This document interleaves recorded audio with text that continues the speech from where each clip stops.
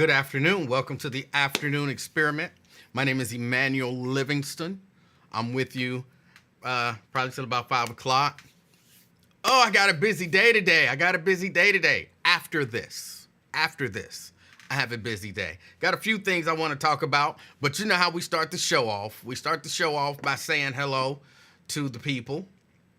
And you know, I love the people. I love the people. In case you didn't know, you are the people. I need to change this shot up a little bit. Zoom out just a little bit. Get a little more, you know, I don't need to see my belly, but, you know, get a little more so you can see maybe a little bit of the desk in the shot. You know, I'll see what I can come up with this weekend. But welcome to the show. Welcome to the show. Of course, I was checking out Wyatt. He asked me hold off till like 3:15, so I held off until 3:15, and then right at around 3:12, everything start moving real slow on the computer. That usually means I need to restart. I do need to take some stuff off of here, but y'all don't need to know about all of that. I'm here. I was a little later than 3:15, as you can tell. Wyatt is still going strong. So, you know, if you want to finish checking out Wyatt and then come back here and check this out, I totally understand. But let me say hello to the people who are here, because you're important. Tanika in the house. She's representing Orlando, Florida. Good afternoon, Tanika. And Tanika was first. Pamela in the house. She's representing North Avondale. Got Sea Breeze in the house, representing Boston. Good afternoon. Tanika, Pamela, Sea Breeze. Thank you all for supporting this show-ish thing. Preston in the house. Says afternoon, good people. He's representing the barbershop. Good afternoon, Preston. Thank you for checking us out. Regina Denson Griffin representing Madisonville. Good afternoon. Sea Breeze got her hating hat on. Not the rainy crying clock again. Don't be a hater. That don't look good on you. See, I'm trying to help you. Lewis in the house representing Sharonville. Good afternoon. Let me see. We got Tria in the house. Tria says afternoon, King and crew. She's representing Columbia Township. Classy as always. Tria, good afternoon. Logic Slayer, good afternoon. He's representing Gulf Manor. Says afternoon, King and Kingdom from Gulf Manor. See the classiness, it catches on. You just keep being classy and it catches on. And then you keep being like me, and then next thing you know, you got people calling and cussing you out. I need to work on my classy. Maria Smith in the house representing North College Hill. Good afternoon, Maria. We got David in the house representing Westchester. That's right. The little baby supposed to be coming back. I hadn't heard. You know, when people say we'll be there on Friday, that usually means like Friday night into Saturday morning. That's that kind of thing.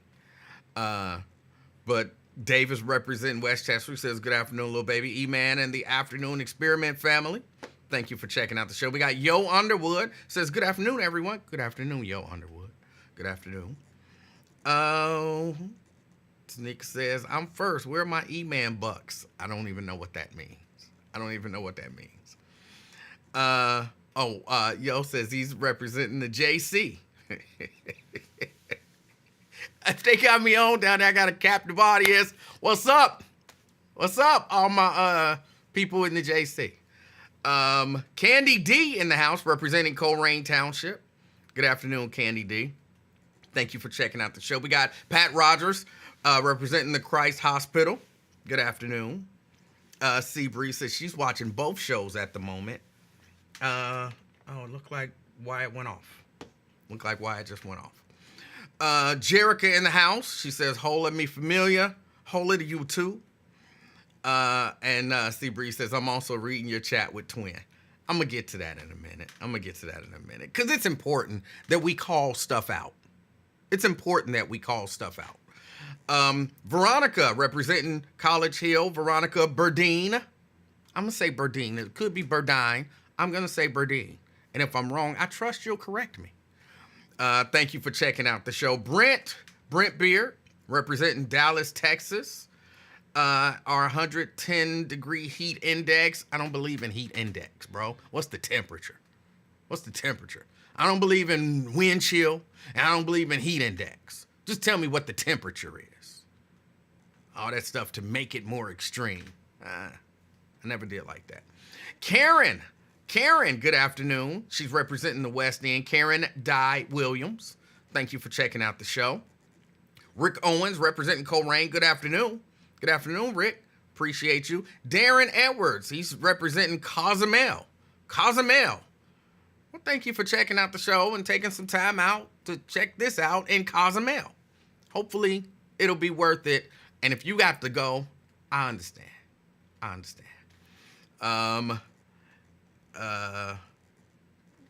Seabree says other hosts have fun bucks. I heard that. I don't. Sorry. Stephanie High, representing Roselawn. Good afternoon. We got Jeannie in the house. Jeannie Mulholland.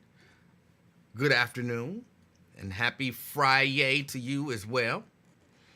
Let me see. You're 99.44% sure that the listener audience does not want to see your belly. Look, you might have one or two out here who want to see all this belly. Different people like different things. Some bitches like belly. You know. So you never know. But I'm not even trying to turn the belly bitches on. You know what I'm saying? I'm keeping it to myself. Darren Edwards says, good afternoon. Good afternoon, Darren. Good afternoon. Daryl Carpenter in the house said, what up, fam? Y'all know where I'm checking in from. All right. He's representing Mystery. Good afternoon. Carolyn Smith. Good afternoon, Carolyn. Good afternoon. We got John Ludd, 24, representing Westchester. Good afternoon. Good afternoon, Steban Speed. Good Friday to you as well. Thank you for checking out the show. Jeannie says, my comments would not scroll along with everyone else's on Wyatt's show. Don't you hate when that happens? Because I be wanting to see what the people saying. You can, you gauge what he's saying by what he's saying, but then you can, gauge people's reaction. And it's always interesting. People's reactions are always interesting. Darren says, don't hate. That's not, you talking to me? I'm not hating. I'm saying if you got to go, I understand. If I was in Cozumel, I wouldn't be watching me. So I appreciate you checking us out. And if you have to, you see a nice wave, you want to surf, I'm going to guess you black. You don't really surf. But if you see, something you want to do, go do it. I'm just saying. No problem. Crystal also representing the Christ Hospital. Good afternoon, Crystal. Thank you for checking us out. Valerie Davis, Grande Powerful Royal from Westwood. I still see purple every time I see that. I see the word purple and I have to stop myself from saying purple because the word is not there. But Valerie, thank you for checking us out from Westwood. Jeannie says it looks like the same thing is happening to your show. Huh, interesting. That might be a you problem then. Shut it down and then restart it. See if it's still happening. David says, I want some of those E-Man bucks. Yo Underwood says, we need a wrestling report. Where is my BFF LaDonna? Jeannie want to know, is anybody else experiencing an issue where comments won't scroll? Tanika says that heat index makes a difference. Air so hot, you can taste it. Then just say it's hot. It's 106 degrees. All right, so there you go. You don't need the heat index is, it's 106 degrees. We know when we hear it's 106 degrees, damn, that's hot. You ain't got to tell us the heat index. We assume air is moving, and if it's 106, that air is probably hot. Dwayne, good afternoon. Dwayne's representing Mount Airy. Good afternoon. Thanks for checking out the show. Ron Tucker says he's representing the gym. It's gym time. All right, Ron. Well, we appreciate you checking us out. Either on your way to the gym, at the gym, or on your way from the gym. Either way. something to do with the gym, but you checking us out. We appreciate it. Let's see. Hold on. Let me see. Tanika says, I don't know any women that likes belly. I know a few. Like, legit, I know women who watch this show, who I know personally, who have said, I love a man with some belly. So I don't make this stuff up. I'm telling you. Let's see. Twin says, here we go, little man. All right, Twin. Stephanie says, I like candles. My honey has them. I grab on. All right. See, there you go. Andrea Bustle. Good afternoon. Thank you for checking out the show representing Gulf Manor. Jerica says, I'm having the issue too. All right. I don't know what to tell y'all. It's not my fault. It might be a Facebook thing or a Restream thing. Because I believe Wyatt still uses Restream as well. So it might be one of those things. Let's see. Dina. Good afternoon. Dina's checking us out, representing East Walnut Hills. I appreciate it. Bonita Gangs in the house. Good afternoon. Thank you for checking out the show. Brenda Early, representing Fairfield. Good afternoon. Jeannie says, okay, thanks, Emanuel. I tried that before, trying it again. All right. Hopefully it works out. Let me know. Let me see. John says that humidity hits different. The humidity does hit different. Please understand that I know, again, I don't live in one of these other states, but I visited Scottsdale, Arizona. I think we was out there for like a week. And I was walking around in the heat, and it got up to like 117, I believe. They said it was one of their hottest days, and I was like, oh, I'm graced by one of a record heat day. Thank you.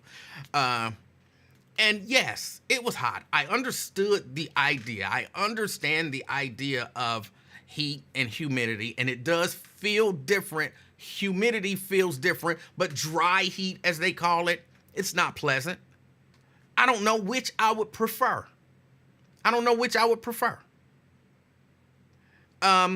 It was 100 and whatever in Arizona. I'm close to Phoenix. 100 and something in Arizona. And the only way that I can think of to describe like when a breeze would blow is if you were outside, you were super hot, and somebody took a heat gun, not even a hairdryer, a heat gun, that's a different level of heat, and blew a heat gun in your face. And you're like, that is not refreshing at all. It's not refreshing. You know what I'm saying? You get a nice breeze up here, no matter how hot it is, a nice breeze, you'll be like, oh, good, a nice little breeze. In Arizona, you get a nice little breeze, you're like, oh, stop blowing. You blowing hot air in my face.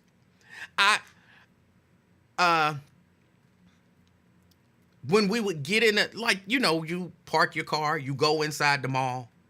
Nobody goes in the mall anymore, but you know what I'm saying. You go somewhere, and then you come back, and you get in the car that's been sitting there for an hour, and it's super hot, and, you let the windows down, all that kind of stuff to let the heat out. The heat outside in Arizona was the exact same as the heat inside that car. It made no difference. If you rolled the windows down, it was the same. And that was with a breeze. Humidity is not necessarily better than a dry heat. A dry heat is not better than humidity. Hot is hot, and you don't have to tell me the heat index or all of that kind of stuff. It's 106 degrees. Damn, it's hot. That's it. You don't have to make it sound worse. That's all I'm saying. Hot is hot. I think I got to everybody who said hello. I think I got to everybody who said no. Who said hello. Fame, representing Groesbeck. Good afternoon. Oh, I see Terrence Howard, the real Terrence Howard, as he was once called. He says, what up, KOT? What up, Terrence Howard? My understanding is you are the glue that is holding Radio 1 Cincinnati together right now. That's saying a lot. But I was told that. And I believe it. LaDonna, good afternoon. Oh, we got Terry in the house representing downtown. Good afternoon, Terry. Thank y'all for checking out this show. I appreciate y'all. I'm trying to scroll through. Ron in the house. Good afternoon, Ron. Terrence says, stop blowing. 2 words I never use together. Ron say, what up? Brent says, why are you trying to meteorologically shame me? I don't know. Iris in the house. Iris is representing Government Square. Good afternoon, Iris. Good afternoon. Hope everything is going on good down there. Sorry, my ear's itching right there a little bit. I don't know why. And Mike representing Woodlawn. All right. Hello to everyone. Thank y'all for checking out the show. School started. CPS started. I hope everything is going good with CPS. I didn't get a chance to, or I didn't take the opportunity to, talk about the whole thing with the phones, where they're putting the phones in the pouch and the kids can't use the phones and, all that kind of stuff. I don't know that I like that. I understand it. But it's a different time. Maybe if the phones, the way that I would think about it, y'all can bring y'all phones. Y'all can have y'all phones. If you are misusing your phone, it goes in the pouch. Short of that, I would say leave their phones alone. Then if it becomes like a widespread problem, then that's when you say, look, because of some students not knowing how to control their phone usage during school hours, now everyone's got to put their phones in these pouches, and, now we're enacting this policy. I don't have a huge problem with them taking the phones. I don't have a huge problem with it, but it just feels weird to me. We're in a time when, I'm sorry, these things are kind of essential. You know how you do when you leave home and you forget your phone. Some people will never forget their phone at home. That's how important it is to them. Me, on the other hand, I forget my phone.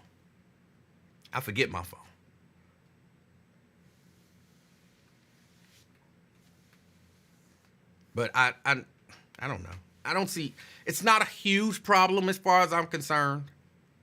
But just something that came up. It was a story I saw, and I thought, come on. Just like I'm not necessarily into school uniforms. I understand why some people are, because some people are really caught up on your physical appearance is the measure of you as a person. Some people are really caught up on that. And because, that's what they believe and that's how they act. If you look good, then you feel good. If you feel good, then you do good. But some people just do good. And it's always funny to me that people try to put their hang-ups on somebody else.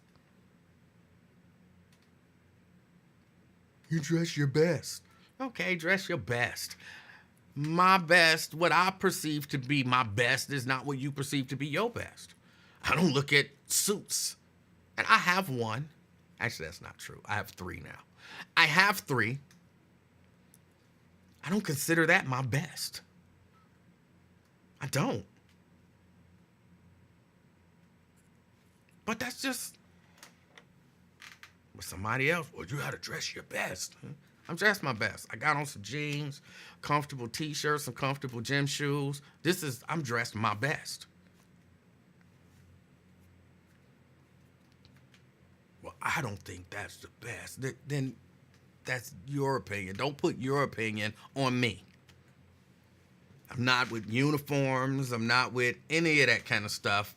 I would love to think that we should be moving young people away from the idea that your physical appearance is what dictates how good of a person you are.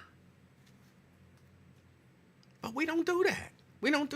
I don't think people think about it like that, though, right? I don't think people think about it like that. People always think that they're doing good, and they don't think about, unintended consequences of the messages that they send. Speaking of unintended consequences, let's get to twin.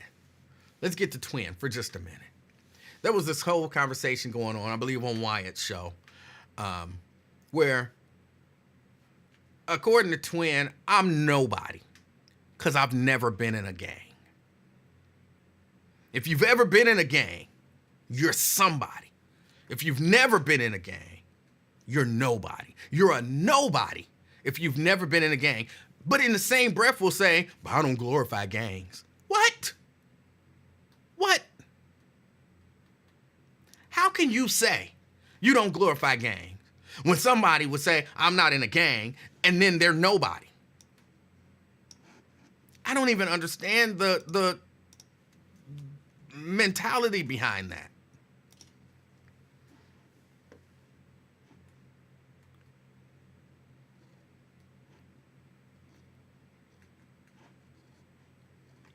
He don't know nothing. He ain't never been no street dude. Okay, I wasn't in a gang, but there's an exception. If you a street dude, then you somebody. You somebody if you a street dude. What does that mean? What does that mean? Now, I don't even have to ask. I know what it means. If you've been out there in the streets doing illegal stuff, now you somebody. You might not have been in a gang, so you're not as important as them. But you've been doing illegal stuff in the streets, so now you somebody. Like, come on. You can't tell me nothing if you ain't never been out in the streets. Maybe that's who should be telling you stuff. Somebody who ain't never been out in the streets. I know I get on this rant every once in a while. Every once in a while I get on this rant. And it's because it happens, y'all. It actually happens. There are people out here sending the message that one of my things fell. I got a little thing right there. There are people out here sending the message that street life and gang life is where it's at. That's good. You can only reach young people if you are or have been on the wrong side of the law. Other than that, you can't tell nobody nothing. And people actually believe that and buy into that. People believe that and buy into it.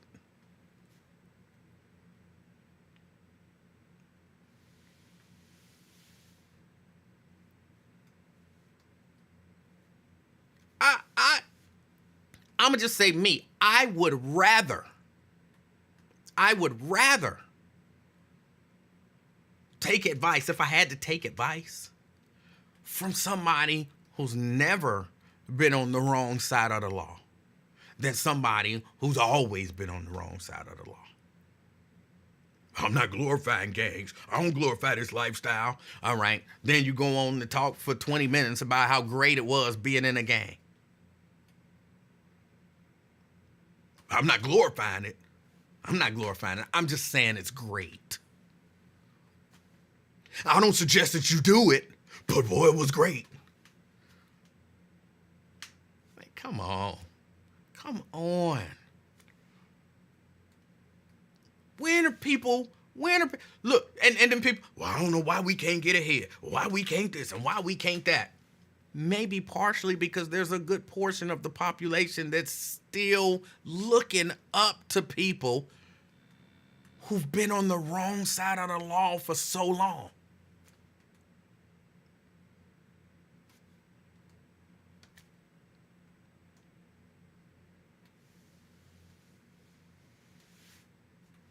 I'm not going to say maybe I'm wrong, because I'm not wrong. I channeled my sister Frances. I am not wrong.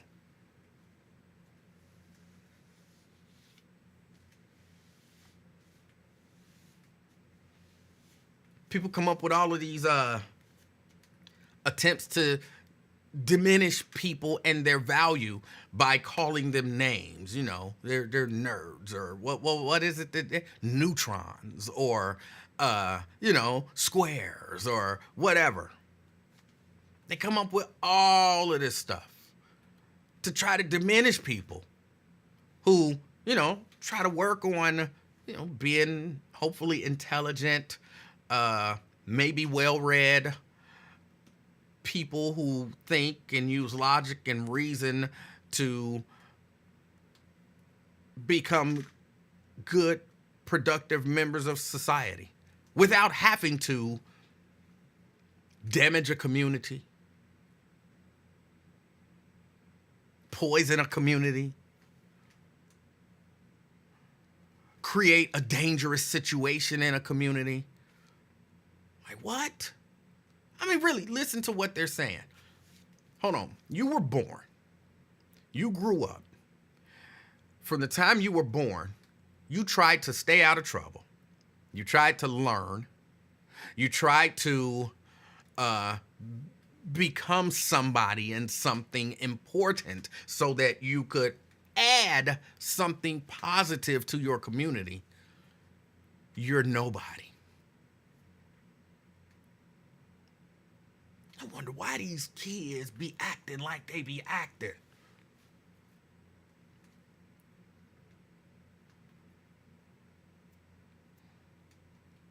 Could it be because maybe you never actually say the words, hey, go be in a gang. Hey, being in a gang is a good thing. Hey, maybe you never actually say those words.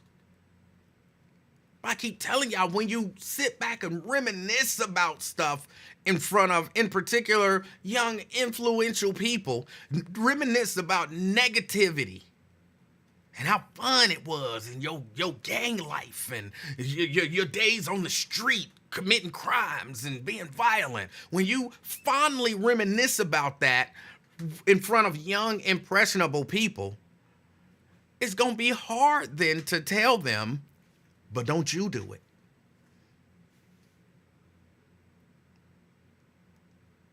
I ain't never told nobody to join no gang. No, you didn't. You didn't. I ain't never told nobody to commit no crimes. No, you didn't. You just told them how good it felt when you did it. And then you can't understand why they would do what you did. I told them not to do it, while telling them how great it was when you were doing it.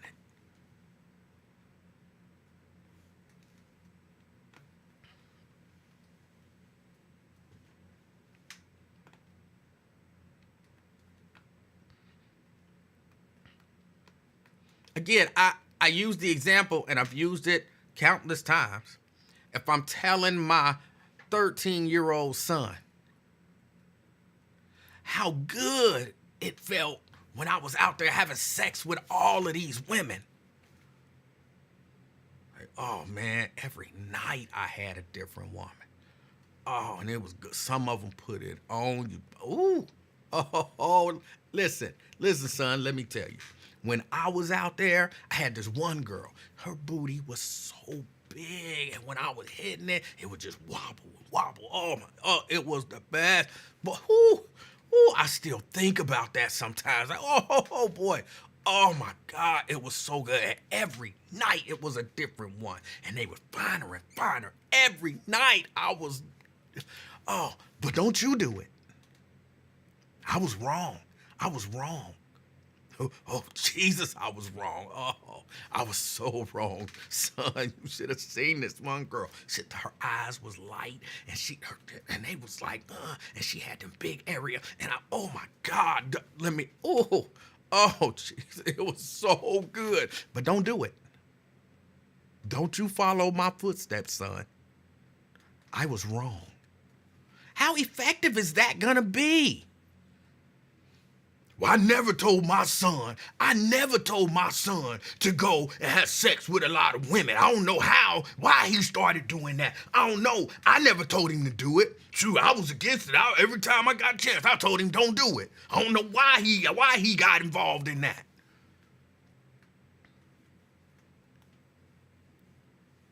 You don't know for real? But the funny thing is, they don't know for real. They really think that they're not promoting that activity. They really believe that.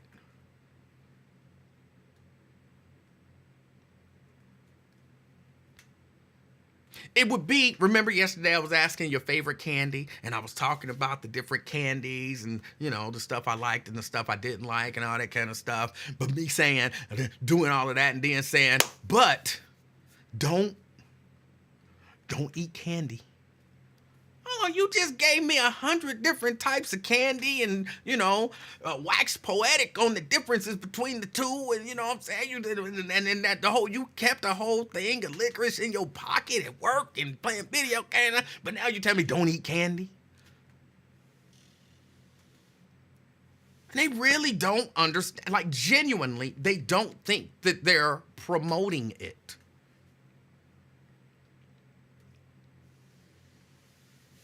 And it ain't just them, it's other people. Like, oh, he a former gang member. Oh, he a former gang member. That's somebody you should listen to. That's somebody who can teach you something. That's somebody who can tell you something. I'm not promoting it. I'm just telling you, that's somebody that can teach you something. Why can't he teach me something? Because he was in a gang. He was in a gang. He can teach you something. I'm telling you, he can teach you something. What can he teach me? I'm just telling you, he can teach you something. But you're not promoting it. Okay, what about that dude? He was never in a gang. He ain't never been arrested. He ain't never got in trouble. He went to school. He had a 4.0, 4.5, 4.7 GPA, got out of school, got a career. Now he owns his own company. He's, you know what I'm saying, he's his own boss and he's independently wealthy. But it's certain stuff he can't tell you. I'm not promoting that. I'm just saying. You are. You don't think you are, but you are.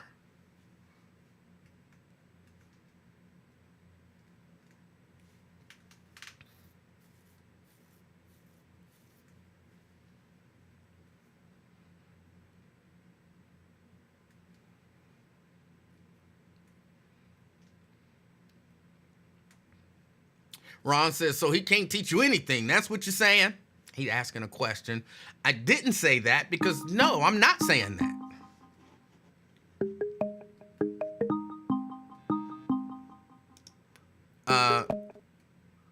Twin!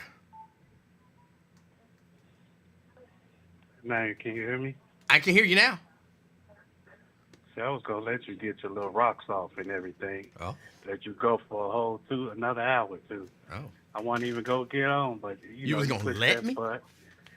Yeah, I want to go let you go. You know, I wasn't just going to let you keep going on and stuff, stun on my name like that. I didn't say anything about your name. If the shoe fit, then you wear it. But I didn't say twin. I'm going to wear it. Okay. And I'm going to wear it at 355 right now. I got it on, and I'm lacing it up right now. All right. At 355. Let's go. Did I lie? No, yeah, you lied about everything because you took everything out of context. Hold on, what did I lie about? Tell me what lie that I told. First of all, when you first said twin, you opened your mouth when you said twin. That's a lie right there. Because if you go say something about twin, bring a whole storm and stuff. Let it rain. What? So you heard me. Saying twin is a lie? When you better say something correct about twin if you go say something about it. What did I say incorrect? Any and everything. Well, tell me what. Everything you said. Okay, let me enlighten your mind, dude, if you slow down. Go for it. That's what I'm waiting on. All right, man, just hold on, man. Emanuel, first of all, I don't glorify game. Yes, you do. No, hold on. If I say something, whether it's about my life or everything, whether it's game, me pushing a cart at Kroger, whatever's on my mind, heart, I can say, right? You can, yeah. Okay, then. So what you sound that don't like mean just because you have the right to say it doesn't mean you're not glorifying it. It seemed like you on some hating ass shit the way you were saying things. I'm on some realistic ass shit. No, that's hate, man. No, it's real. No, it's real. No, the fuck is not. Actually, the hater is the person who says that the person who ain't never been in a gang can't tell nobody nothing. That's the hater. Let me tell you something, player. Tell me something, player. Let me tell you something. Dig this, man. I'm digging. Hey, if I can go, say for instance, a child out there gangbang or doing something wrong, robbing and stuff. Okay. I can put in that little shorty mind what I've been through. Okay. I can give my testimony, lead him to the right path.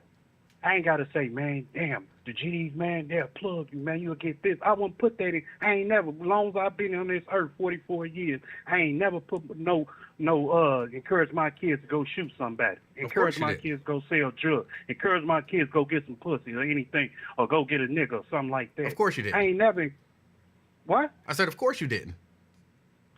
I did or I did. I said, of course you didn't just by saying those words. You probably did and didn't know it. See, they just see what I've never talked about, never brung no drugs around my shorty. That's not I ain't never wrote.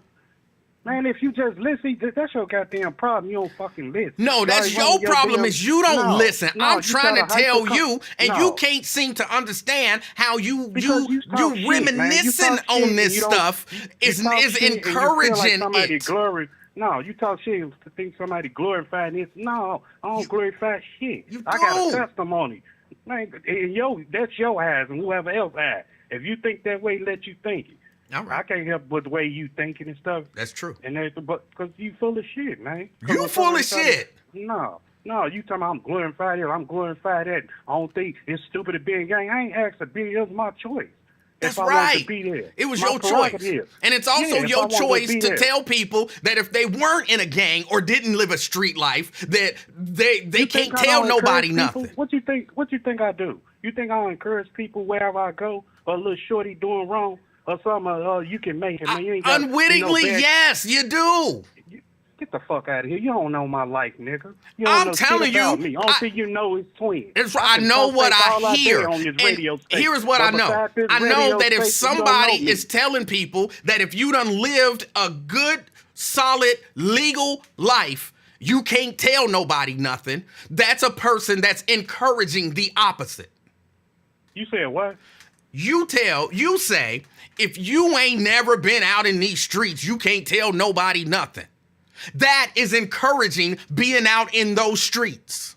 If I said it, Emanuel, I said it because why you can relate. Why you can relate? Because he's been in the street. It's not about whether or not somebody can relate. The point that you're making when you say that is that if you've lived a completely legal life, if you've lived a completely legal life, then you are of no value.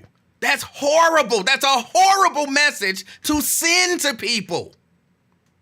I didn't even say nothing like that. I ain't say nothing like you. That's your belief in there, whatever the fuck you want to believe. It's what you're saying when you say, if you ain't never been out in these streets, you can't tell nobody nothing.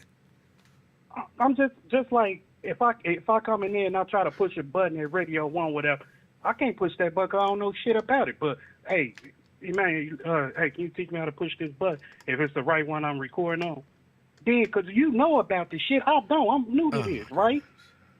So get the fuck up out of here, man, with that bullshit you trying to throw at these people, man. So if you ain't never know nothing about the street or know something about this and that, then you can't speak about it. I don't have to know about the street to help you get an education. I don't have to know about the street to tell you don't sell drugs. I don't have to know about the street to tell you if you do that, you're going to go to jail. I don't have to have lived a criminal lifestyle to know that living a criminal lifestyle is not good.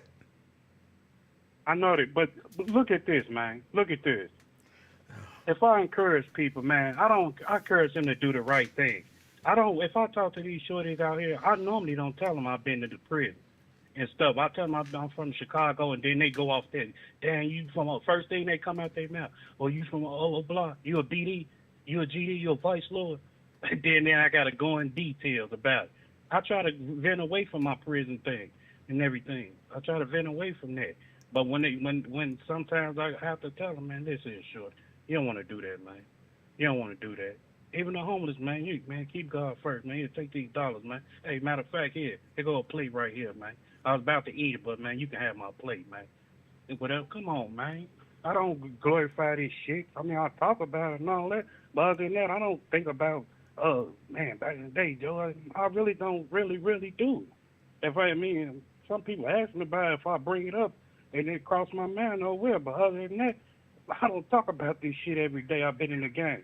Like a couple of GDs I know. Like our family members down, we shake it up, reminisce sometimes. But other than that, I really don't talk about it, man. But I try to encourage. What the fuck, Twin, man? you say on a regular basis that if you ain't never been out in these streets and you ain't never been in no gang, you can't tell nobody nothing. I'm saying you say that on a regular basis. But I'm just saying, if you ain't never been in the street, you can't relate. You can't relate to this or whatever.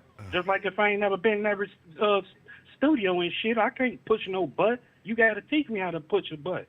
I keep on messing up. Now they go fire me. No, teach me right quick, man, so I can't get fired. Come on, man. That's what I'm saying. You can't. It's a totally just like different. You said, man, gang's stupid. Gang's stupid. How the fuck you stupid? I never said gangs were stupid. Yes, you did. No, man, I didn't. You put it in the chat before. No, I didn't. You cray to be in the gang. You said. You ain't say that? No, you said, Emanuel cray, and what I said is, you're right. It is cray to not join a gang. It ain't even got to be about it. You can make up any gang. But just so we clear, I did not say what you said that I said. Regardless, man, some people, I know you said cricket, but some people say, though, it's stupid to be in a gang. Okay, you can be in any gang, Emanuel. I'm just saying you ain't said, but I'm saying you can be in any gang, radio gang, TV gang, street gang, whatever. Well, it's just what's behind that. Here's what I think is going to happen. I think you're going to continue to say that if you ain't prophesying manifest over my life, get the hell out of here. I'm not prophesying. I'm telling you what I think. Go on with that goofy stuff. This is the difference. And this is what I really think you don't understand about prophecy. Me telling you what I think is not a prophecy.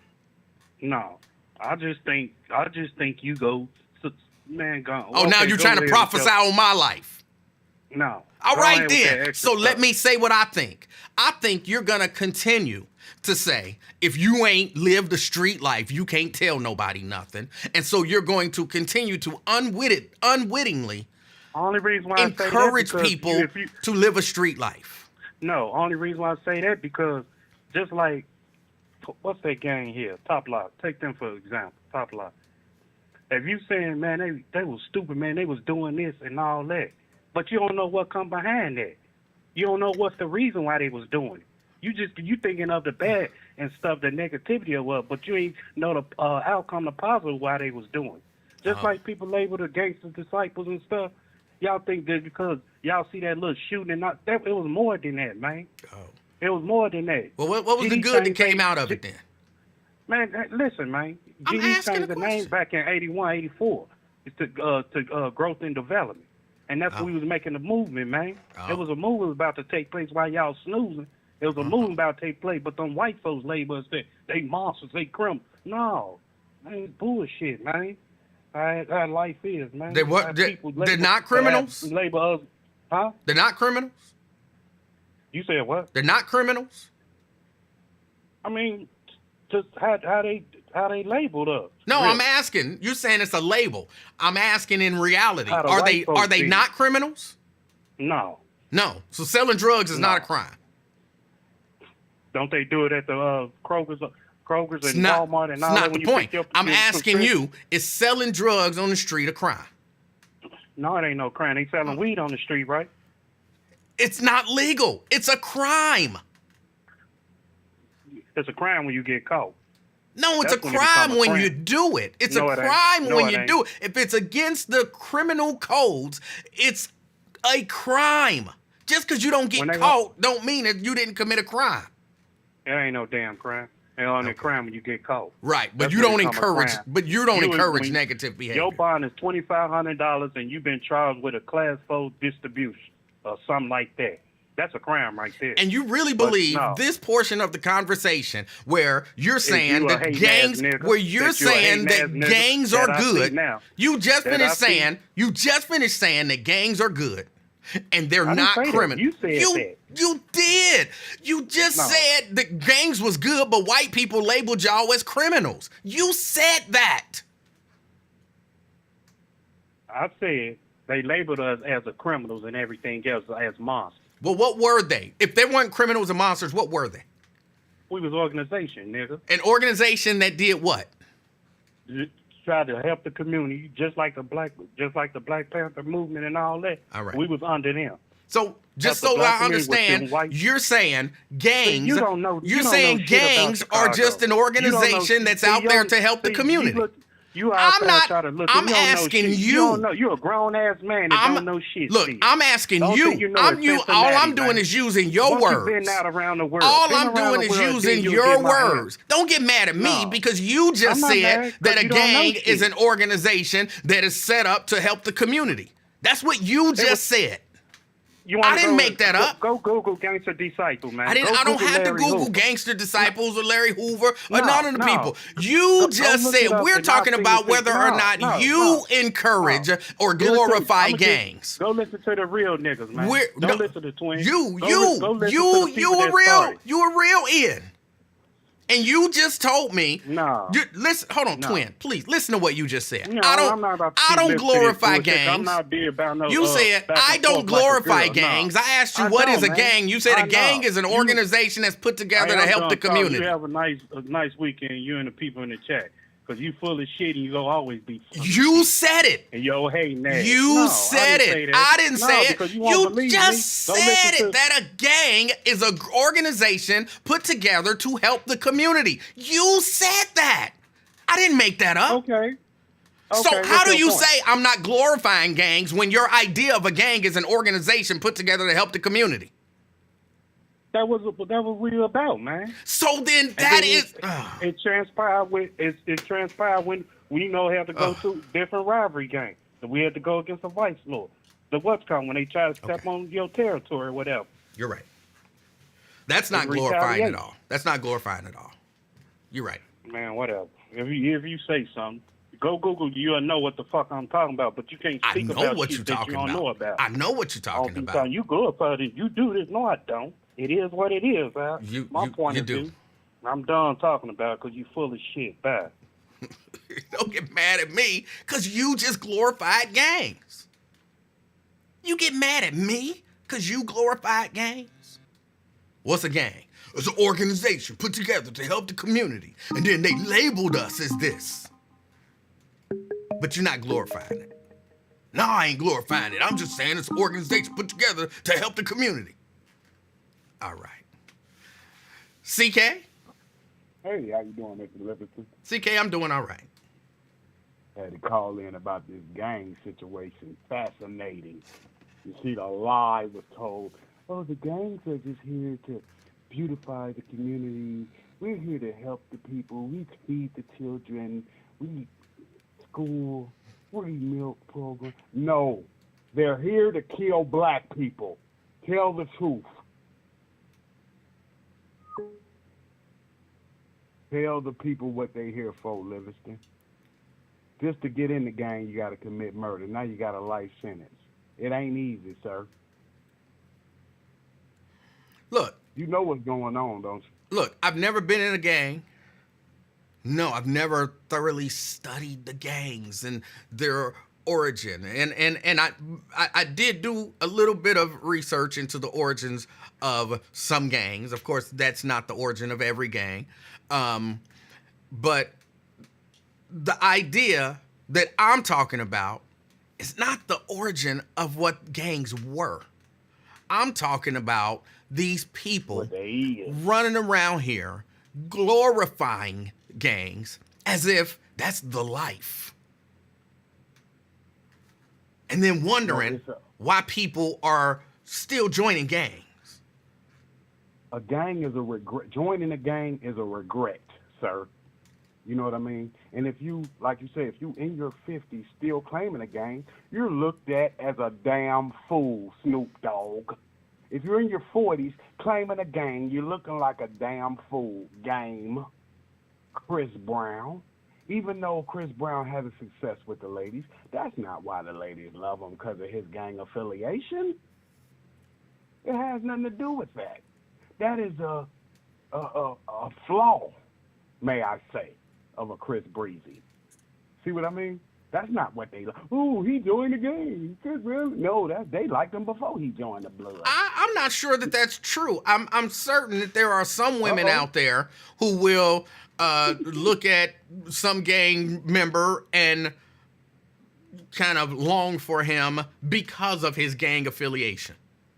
Because by we, I mean some people, glorify it so much. But okay, this is a great one. But we're talking about a man whose legacy was cemented before his jump into the gang, right? So maybe he was attracted to the gang because of what you just said. Maybe he thought, okay, if I throw that red on, they're gonna like me even more. Because you know he was already, you know what I mean, cemented with his legacy. It didn't seem like he needed to join the organization to increase his popularity. Okay.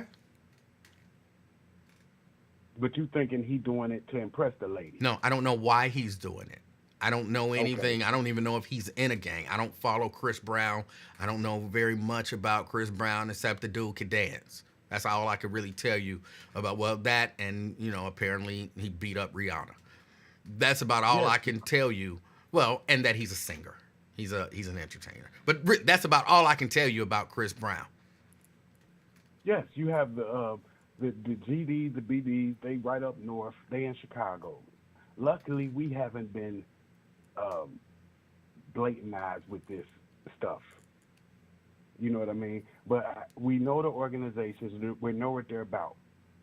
They had to change it from gangster disciple to growth and development to help you, because they knew what they was doing was wrong, Livingston. They knew the life they was living was wrong and the blood they were shedding was off. So they changed it from gangster to disciple, which is wrong, to growth and development, which is positivity, trying to help. See what I mean? They started off wicked and turned into something trying to be good. Well, look, I don't know about the game. That twin is 100%. I'm not saying you're wrong. I'm just saying I don't know. I can't verify any of that. This is one of the things that Twin is so right about. My knowledge and experience with gangs is so minute, okay? I'm not ashamed of that, though. And I think, you know, he would want me ashamed that I've never been in a gang, ashamed that I've never been, quote, in the streets, ashamed that I've never been to jail, ashamed that I've never, you know, really ran afoul of the law, ashamed of all of these things, but I'm not. And the idea that you have no credibility as a person unless you've been in these streets or in a gang is ridiculous. Yes. But I want you to understand, really understand what I'm saying. When you are a part of a street organization, sir, you're following rules written by, elementary schoolers. They're not even high school equivalency. So the rules that you're going by, street laws, are like children rules, like fifth grade. Are you smarter than a fifth grader? That's why it's so retarded when you look at it, you be like, what? So to get in your organization, I just got to drive around with my lights off, and the first person that flicker at him, I kill him. Oh, okay. That sounds like a great organization, man. See? Yeah. Now they got you. What kind of fool gonna sign up for that? You got to be a minority, ignorant fool to join it. Well, I don't know about all Most that. kids don't think. Yes. Yes. I mean, I would say there's definitely some level of ignorance. There it is. You know, I like that. So you don't know maybe what you're getting into, or maybe you do, right. and you did, because look, a lot of times in many communities, but I'm going to speak specifically about the black community. A lot of times we look at certain positive things as negative, and certain negative things we hold them up as positive. It's backwards as it can be, and right. You know, Twin is not the only one who thinks this way. Because we that have negative is positive, positive is negative. But I hear him say it so much, and really because he directs it at me, I'm like, this is backwards, bro. Like you can't say I'm not glorifying something that you're literally glorifying.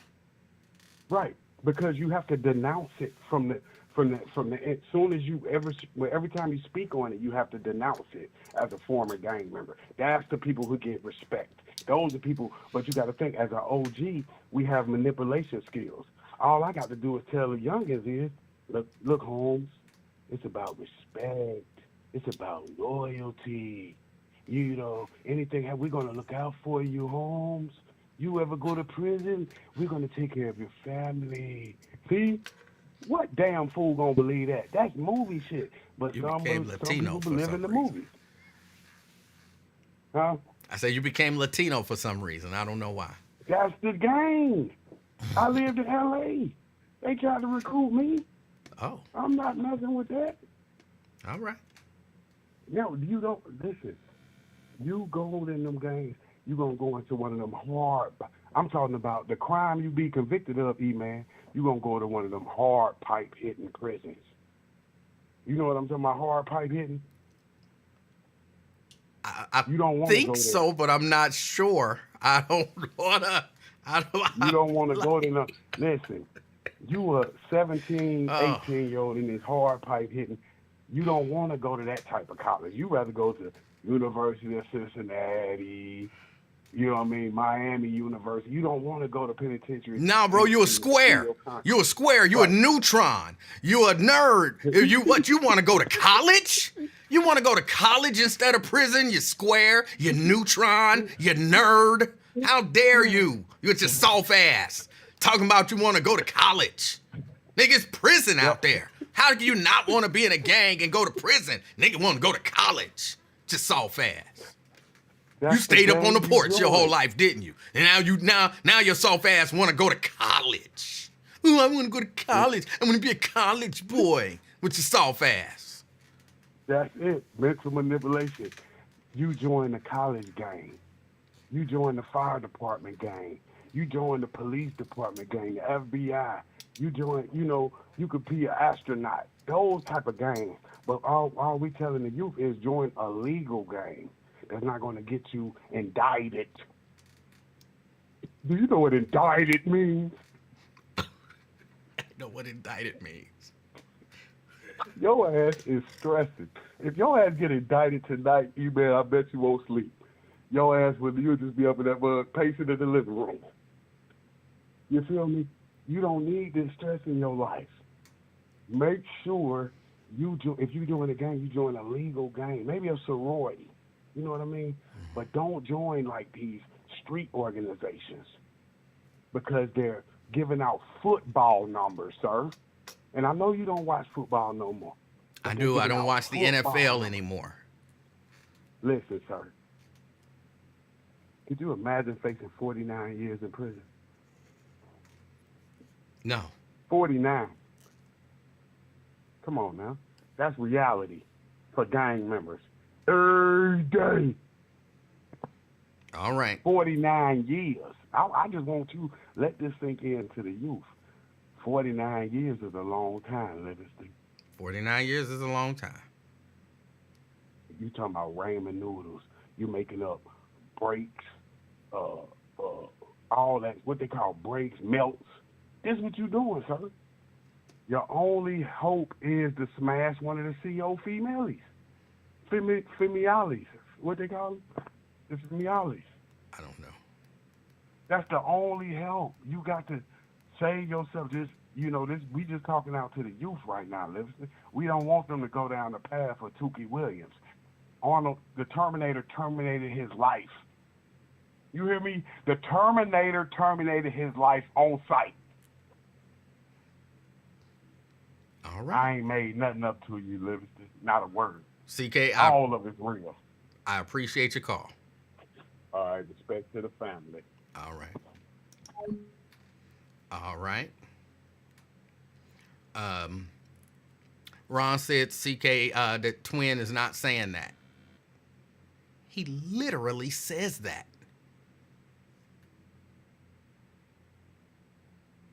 Like, he literally says it. How do you say he's not saying that when it's something that he literally says?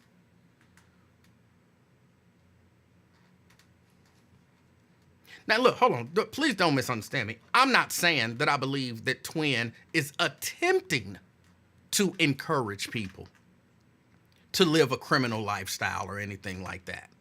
I don't. I don't think that's his intent at all. I just don't believe that he understands that the things that he's saying can have that effect.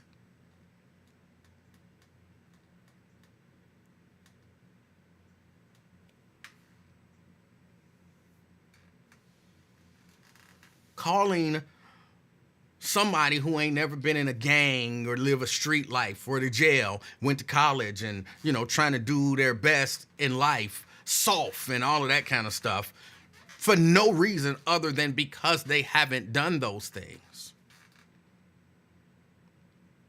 That doesn't encourage people to go to college or stay out of trouble.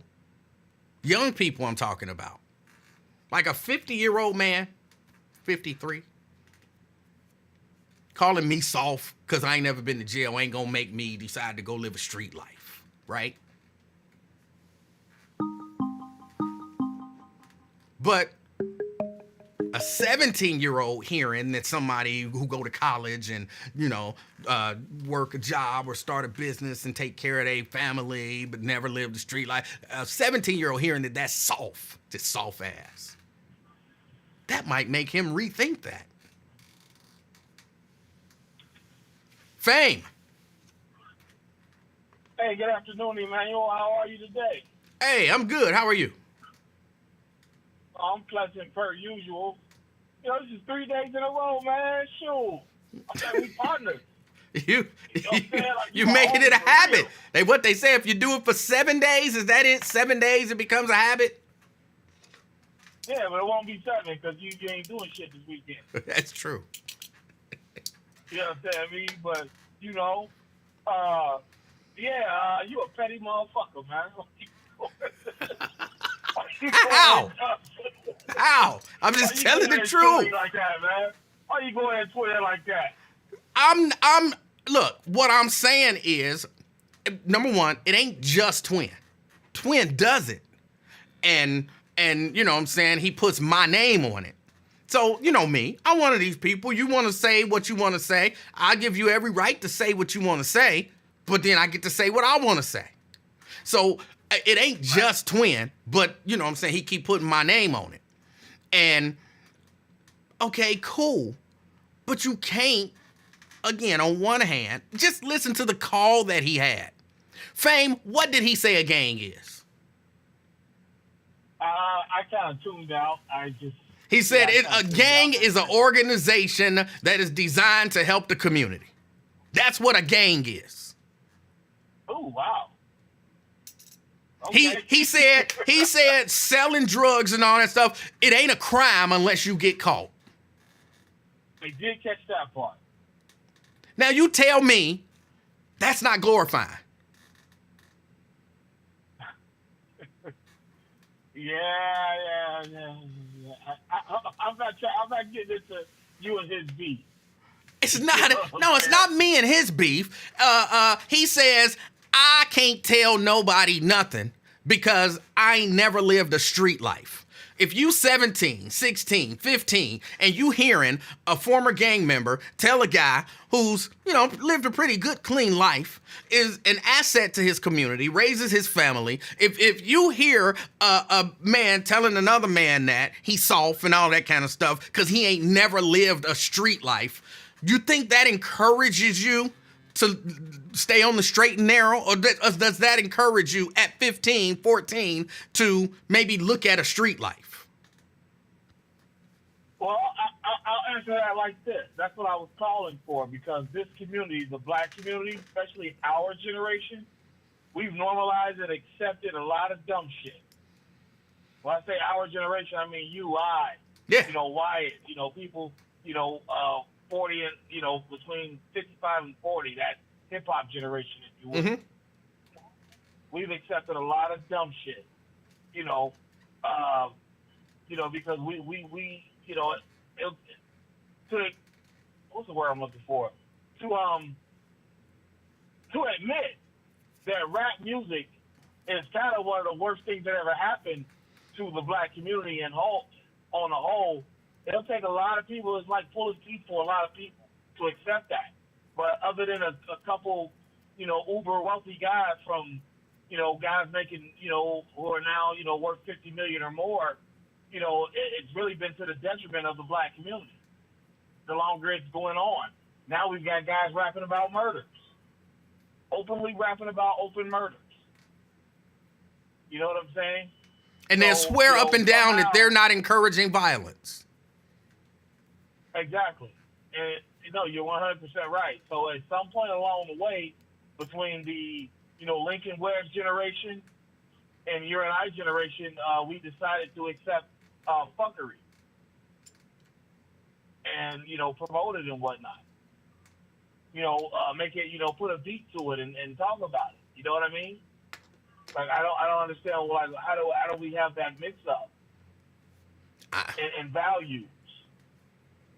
Because I think in part because no one will say the stuff that I'm saying today and stand on it in the face of people who have lived that lifestyle, trying to tell them that what they doing and what they saying and what they rapping about is good. Right. That's part and parcel of it, because let's be honest, 1992 or 93, well, maybe 94, 95, whatever it was, Tupac Shakur called C. Dolores Tucker a motherfucker. We thought it was the coldest shit ever. 30 years later, we realized, maybe she had a point. You know what I'm saying? We were just disgruntled, disgruntled youth, didn't know any better. Misguided youth. You understand? Yeah. All the people that was coming out about rap music, Herb, C. Calvin Butts, and everybody.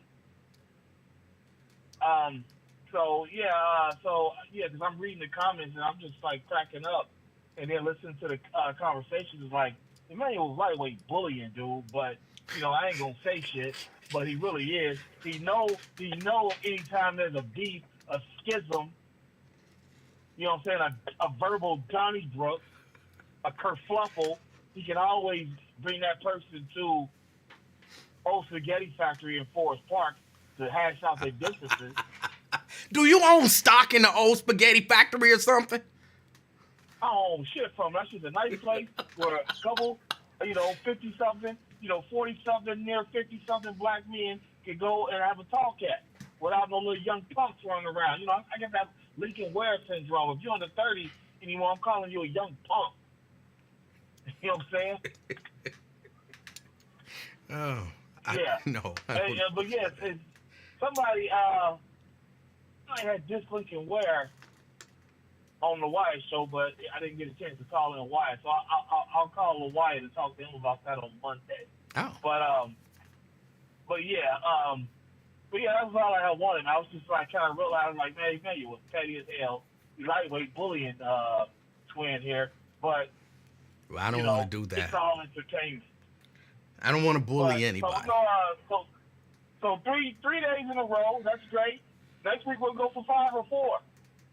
All right. It's always a pleasure talking to you, Emanuel. Hope you have a great weekend, and you and your listeners. We'll chat again at the next time. But until then, y'all be safe. All right, that's fame. I'm sorry. I didn't mean to bully anybody. Seabree said, what's up with all the Lincoln Ware show sneak dissing lately? I didn't hear anybody diss Lincoln Ware or his show. I don't do that. I don't sneak diss. I'm pretty much straightforward if I have something to say about somebody. I kind of either put their name on it or, typically I put their name on it. A lot of times when people think I'm talking about them, I'm not talking about them. I'm just talking in general. And I might have watched a video where somebody said the same thing you said, or watched 3 or 4 videos where 3 or 4 people said the same thing you said. And I'm talking about the fact that I've now heard 5 people say this. So I'm not specifically talking about you. You said immigrants, immigrants, immigrants. No, I'm not talking about you. I'm talking about the 5, 6, 7, 10 videos that I've watched of people saying immigrants, immigrants, immigrants. But you think because you said immigrants, now I'm coming for you. Like, no. If I'm coming for you, I'm going to say you. Y'all know when Wyatt say something I don't agree with, I be like, Wyatt said so and so and so, and this is how I feel about it. Lincoln say something I don't agree with, I be like, Lincoln said so and so and so, and this one agree. Twin say something I don't agree with, Twin said so and so and so, and this is how I feel about it. You know, whatever the case may be. So if I'm specifically talking about you, I say you. If I don't say you, even if you just said that thing, I probably saw 10 people say it, and so I'm talking about people saying that thing. Don't take it personal. Now, if the shoe fit, wear it, but don't think that I was specifically talking about you if I don't say you. I believe in, this 2024. I told y'all at the beginning of 2024, actually I told y'all at the end of 2023, before Cat Williams. I told y'all, and I'm not one of these I told y'all people, because I'm just saying this kind of just as a thing. But I told y'all I had a feeling, and at least I knew for me, that 2024 was going to be a year of calling names, calling people out, calling people on the carpet for whatever it is that they've said and done.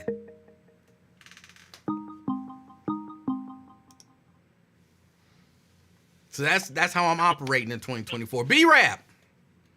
What's up, E-Man? How you doing, brother? Happy Friday. Happy Friday to you too, B-Rap. Shoot, I don't know, you my phone. Sorry about that. My phone hooked to my speaker. Oh. Wait, can you hear me? I can hear you. All right. What's the topic about? What's going on today? Well, I didn't listen to Lincoln Ware today, and I'm just tuned in to you when you were talking to the one guy about some hip hop or something. What's going on?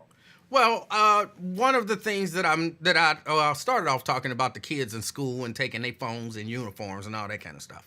And then I started talking about kind of the standards that we set as a community and how some of those standards are backwards, and then called Twin kind of by name because he's one of those who's like, if you ain't never lived a street life, then you can't tell nobody nothing. And I think that is a part of that backwards standards that we all have, but we don't, and again, I'm saying that I genuinely don't believe, because I like Twin. I think Twin's actually a decent guy. I genuinely don't believe his intent is to encourage negative behavior. I think it's one of those things where you just doing what you do and maybe even trying to do good, but there are some unintended consequences. Got you. Okay. Now, hold on, but just before you go, this was not what I intended on talking about. I got some clips from your president, B-Rap, Donald Trump. Hold on. No. I don't claim Donald Trump. Stop that. Don't put that on me. Okay. I'm just being silly, which apparently is a bad thing. I got some clips from Donald Trump. He had that press conference yesterday, and I got a clip from CNN, Nancy Mace, I believe, and I kind of wanted to discuss that. And in a little bit, I want to discuss, Matthew Perry, the dude who died, and how they charging people for his death. So those are coming up. They charging people for the guy off Friends? Yes. They charging people for his death? Yes. Who? Like drug dealers or something? Doctors and his assistants. Yeah, they're saying that it's the doctor's fault that he overdosed on ketamine, and his assistant's fault. And yeah, they're some people are gonna face some criminal consequences for that man taking drugs and dying. Oh, wow. Well, that's news to me. Sheesh. Oh, shoot. You got a whole variety of things on the table. Okay. First of all, I know I don't speak strictly Democrat, but Donald Trump, I didn't vote for him. You know, I don't know. I don't even understand why people want to vote for. He's a liar. During the COVID thingy, he did a complete debacle of that. He rushed the vaccine, which I don't understand why he rushed it. And the people who's against the vaccine act like he wasn't saying the things that he was saying, bigging up the vaccine. You know what I'm saying? Well, So B-Rap, may I challenge you on that? Yeah, go ahead. You said he's a liar.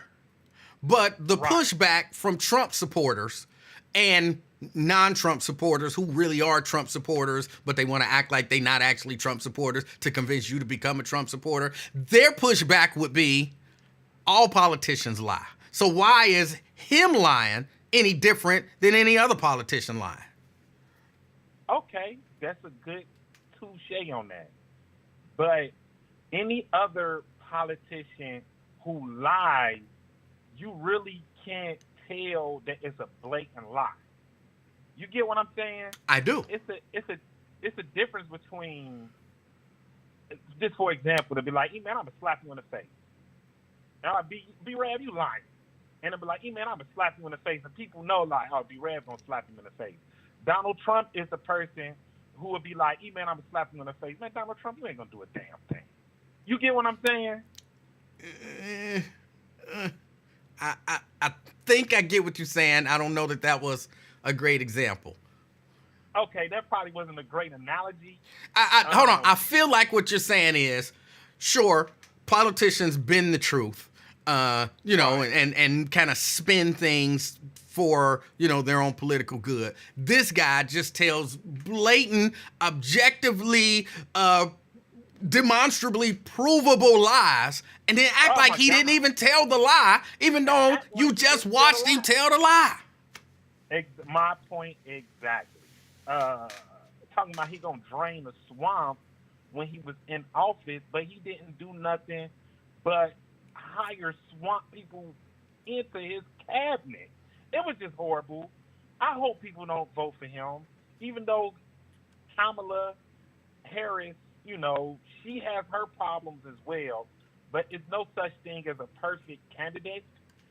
But the route we should take should be Kamala Harris, and if you black and are voting for her, you cannot just vote and sit back on the couch. You have to hold your constituency, the state representative, your local representative. You have to stay on their necks. Like when Ron Dula called you, not called you, he was talking to E-Man, was like, man, I don't have access to them people. Ron Dula, yes, you do. You have access to your local representatives. You have access to your state representatives to tell them your grievances. So when they talk to the Democratic leader, and they could be like, oh, man, they keep calling me about, they want this, they want that. That's what we have to do. We have to ring their phones off the hook 24/7 if we want things to get done. If not, we're going to keep voting them into office. They're going to keep telling us what we want to hear, and they're going to keep passing laws that somewhat benefit us, but benefit other people more than it benefits black people if we just vote and sit back for a Democratic candidate and not do nothing. And now if you vote for a Republican candidate and think that's better than a Democrat, you're just delusional, because Republicans don't want black people vote at all. They don't want nothing to do with the black vote. They might cater to you a little bit, but they don't want to scare off their racist white base. And if a candidate of a Republican Party will say, well, we're going to do this, that for black folks, they were scared off their base. But just the thing throughout history, conservatives have always done more for the black community until Lyndon Johnson for black people than liberals. Do you agree with that? I don't know that I agree with that at all.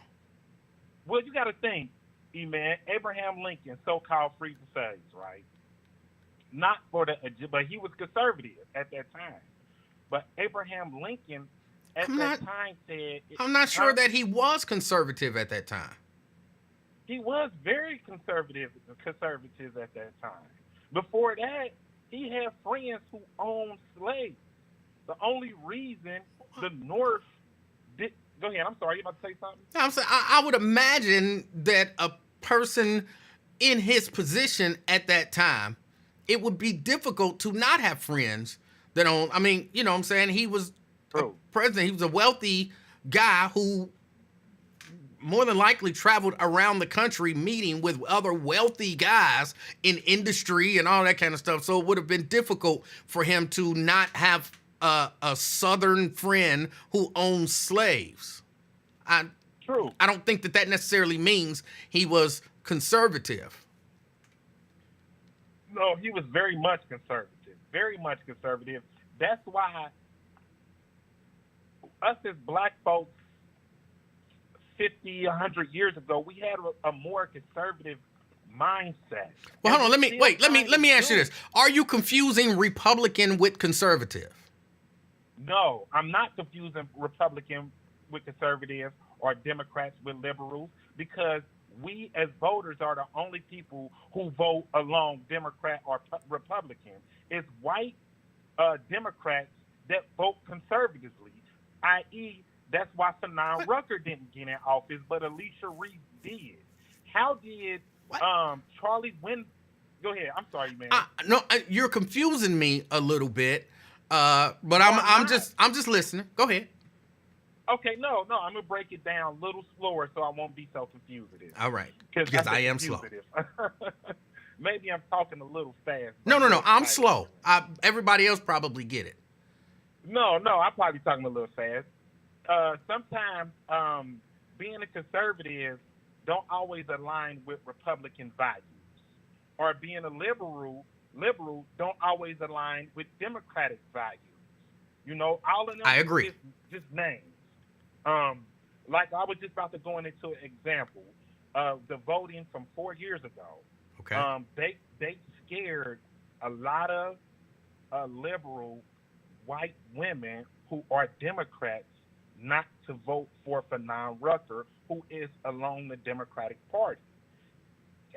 And this is what we have to do and we have to educate ourselves on the political system, and we have to educate ourselves on how this political system works. Because how did Charlie Winburn lose, and how did Fanon Rucker lose? Did you get what I'm saying, man? I get what you're saying, but again, I think you might be misunderstanding the difference between being liberal and conservative and being racist. No, absolutely not. You have more racist conservatives than you. It's a lot more racist people that are conservatives than people that are conservatives that are Democrats. But here's what I'm saying. Uh-huh. In the case of Fanon Rucker, and this is just my opinion, different people think different things. I don't think that people were voting conservative, and that's why they didn't vote for Fanon. White, quote, liberals were being conservative, and that's why they didn't vote for Fanon Rucker. I think they weren't going to vote. Absolutely the reason why they didn't vote for. They wasn't going to vote for no black man in that office. And I could agree with you. So that's not a conservative or a liberal thing. That's a racist thing. No, yeah, and I could agree with you on that on some extent. But the same people who didn't vote for Fanon Rucker is the same people who didn't vote for Charlie Winburn. Do you get what I'm saying now? Because how could you not vote for Fanon Rucker, who's a Democrat, and at the same time not vote for Charlie Winburn? Hold on. Wait, what was Charlie Winburn running for? I forgot what he was running for, but he was Alicia Reese, Charlie Winburn, and Fanon Rucker were all on the same ticket that year. I know that for a fact because I didn't vote Wait a or minute. neither. Hold on. Okay. See, here's what I think is happening, B-Rap. I think just for me, in my mind, there are certain words that mean certain things. And those words don't necessarily mean the same things to the same people, right? Or to everyone. So when you say they were on the same ticket, that means that, are you saying they were on the same ballot? That they were running in the same election, or were they on the same ticket, which means they were running together, endorsed by the same people who put out a slate of voters and said, vote for were they on the same ticket? Like Harris and Walls, they're on the same ticket. No, I get what you're saying. I understand what you're saying. No, you're right. They were on the same ballot. Okay. And I think there's a difference. If I recall, and I could be wrong, what the difference is, Charlie Winburn's race was not a citywide or countywide race. He was running, was that when he was running against Cecil Thomas? That's a district, and that district is very... he wasn't running against Cecil. He wasn't running against Cecil Thomas. He was running against a white person. He was running against a white Democrat. For?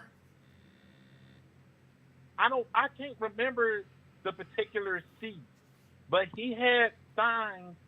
Charlie Winburn had billboards all over the city. Was this when he was running for county auditor? It wasn't nothing small. It was a big race. Was it auditor? Charlie Winburn. Because then he ran for auditor, right? I don't think it was auditor, E-Man. I think it was something big. Or somebody saying auditor, somebody saying treasurer. I thought it was auditor, but it might be treasurer. But somebody have to just Google it real fast to see what he was running for. In what year is this that you're talking about?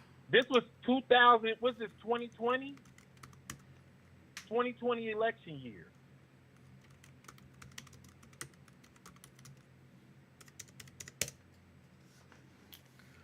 Uh,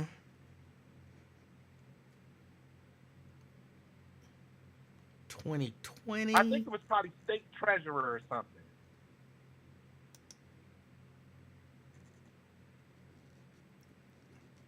I'm not sure.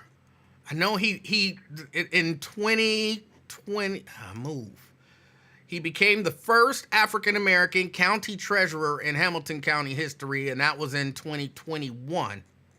That was when that's when that person. What happened? That person stepped down, and they put him in. Winburn was the Republican candidate for Hamilton County treasurer in 2020. Okay, and here is why I think your argument doesn't hold water with regard to, because you're conflating two things, right? If like me, I believe Fanon Rucker did not win that race because white Democrats would not vote for Fanon Rucker. Okay?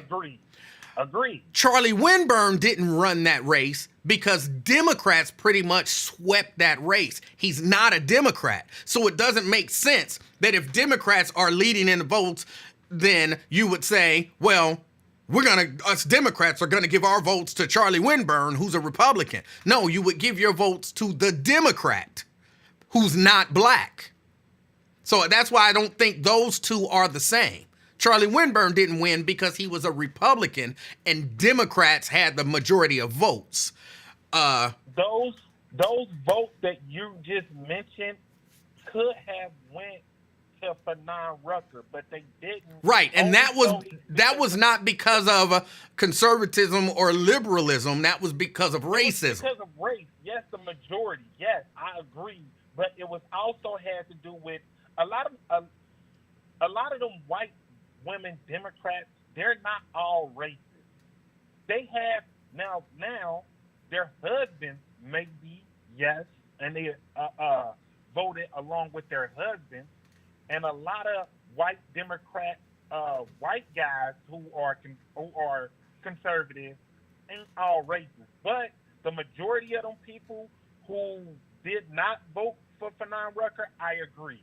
Yes, it did have something to do with race. But the same people who voted for Alicia Reese didn't vote for Fanon Rucker just because he was a black guy. Okay. Yeah, so it was to get back to my point, Um, like I said, being conservative don't have anything to do with Democrat Party or being, Republican Party or being liberal don't have nothing to do with liberals don't have nothing to do with Democrats. We are the only people who takes the party and be like, all right, we gonna vote down this, that vote down this, instead of looking at policies or listening to policies like white conservative Democrats do, but we don't think like them. I think I disagree with you. I think I disagree with your assertion there. I think I think we do look at policies, and that's why we vote Democrat. No, because if we looked at policies, we would have seen that the policies that Barack Obama had implemented between 2008 and 2016 didn't help specifically the black community at all. Okay, so hold on. Wait a minute. Wait a minute. I'm not even going. That's not the fight that I want to have. The fight that I want to have that actually kind of goes to my point is, so what policy did Republicans have specifically for black people during that same time period? And this is where nothing. And this is why I said, to answer your question, nothing. Republicans didn't have anything. Exactly. And this is why back to my point to where I said when we vote, we have to hold our constituencies, our local representatives, our state representatives. We have to hold them accountable. That's my whole point of me saying all this. No, I agree with you. We cannot just vote and sit back and then complain and be like, oh, well, they ain't doing nothing for us. Of course they're not doing nothing for us because you're not forcing their hand to.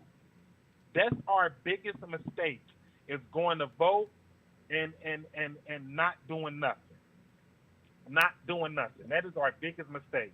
So we have to change that. I agree. Okay. All right, we come to agreement on that. I ain't gonna hold the time up too longer. As far as like what Twin said, as far as like with you being in the community, you can't have a what he said, you can't be have an opinion on being in the hood about hood politics if you didn't raise like that. Man, I grew up in Avondale. I sold a little weed here and there, but I never did anything hard or major to what my friends start doing. At 14, 15, I start seeing my friends die. At 14, 15, I start seeing my friends go to jail. At 14, 15, I start seeing my friends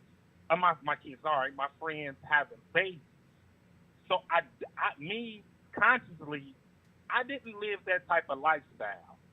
But I'm going to sit here and make sure my son, my kids, doesn't live that type of lifestyle. So just because I didn't join a gang or I didn't sell hard drugs or I didn't shoot guns at anybody doesn't mean I cannot talk a kid or school him on the negative things that life leads. Do I make sense on that? Yes.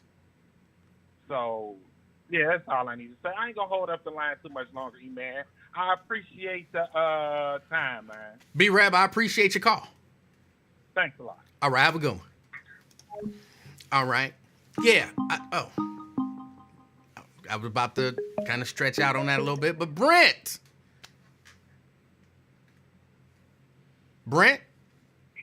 Hey, what's going on, E-Man? Nothing much, man. What's going on with you? Oh, nothing much. I got started off with some beef today, and this time it's not with you. Oh, that's good. I got beef with B-Rab and YouTube Jason for jacking my voice, and for LaDonna and Daryl to say I sound like them jokers. Am I gonna have to change the cadence of my voice and talk a little slower? All of y'all do sound kind of similar. Oh, good. That's racist. That is. We do not all sound alike. Oh. Oh, man. But yeah, I got a couple things here with Uncle Charlie. That's the year where he fried up all that chicken. The black folks came out and ate it up, and then didn't vote for him. That was think that race, so. right? Yes, I believe so. Yes. Man, that must have been some good chicken. Or Maybe it I don't wasn't. wanna Maybe make the you chicken scared. wasn't spicy enough, and that's why they didn't go Oh. and vote for him. Yeah, or maybe they saw that big R on his chest That could be and it. knew that he was going to fall in line with the Republican policies, even though for the time where he got appointed to that county position or whatever, and it was Republicans fighting to keep him out of that office, Yeah. which was hilarious. So it's Uncle Charlie. He's something else. Goodness, with black folks, we typically, I'm generalizing big time, we've been socially liberal. So when it comes to voting rights and when it comes to access and things along those lines, reparations, but spiritually, if we even put that as a category, we have been, and we still tend to be more conservative. Yep.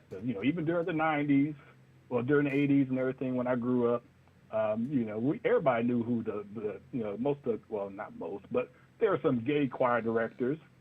Everybody knew about, what's his name, James Cleveland, but didn't say nothing. Everybody knew about Tone in the 90s until he finally came out and confirmed it. But, we knew, but it stayed hush-hush. And, we're not going to talk about that. Everybody got gay family members and everything that they, try to keep quiet until they show up with a process or crop top to the family reunion. Then it's like, oh, well, and we just deal with it. But we look at black folks are strategic. Now, it'd be one thing if Republicans were coming out and they had policies to where they were the ones touting the George Floyd bill, and they were the ones touting the John Lewis bill, and then wouldn't vote for them. Then I would have a problem, and I would totally get where he's trying to come from. Yeah. But they haven't presented anything of substance that would even convince me that I need to ride with the Republicans. And that's even barring all the racism, because yes, there are races on both sides, but the races on the Republican sides are more vehemently and out front and do more to let their constituents know that I'm still racist without saying the words that I'm racist. So, Yeah. From that standpoint, we're strategic. They just don't like that we vote for the most part for our best interest. They just don't like that, and that's on them. They need to get over that. Right. But yeah, let's see. We're at the 40-day countdown. And, in biblical terms, 40 days, there's a lot of biblical references to that. The 40 days and 40 nights. What was that? Noah on the ark with the flood. Hold on. We're at the 40-day countdown for what? I'm getting there. Okay. 40 days. Wasn't Jesus in the desert? He got tempted by the devil and everything. So we are 40 days out from September 25th. So keep your eyes on September 25th. All I know is something going to happen. Something's going to happen. Yes.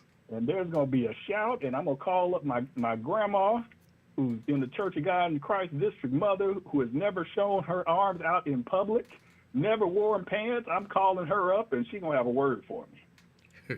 But let's see. All right, I need clarification. I wonder if you've had a chance to think about it. Your Colin Kaepernick position.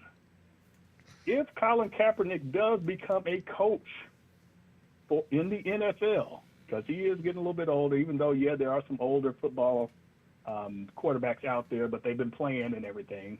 If he becomes a coach, would you consider, or will you end your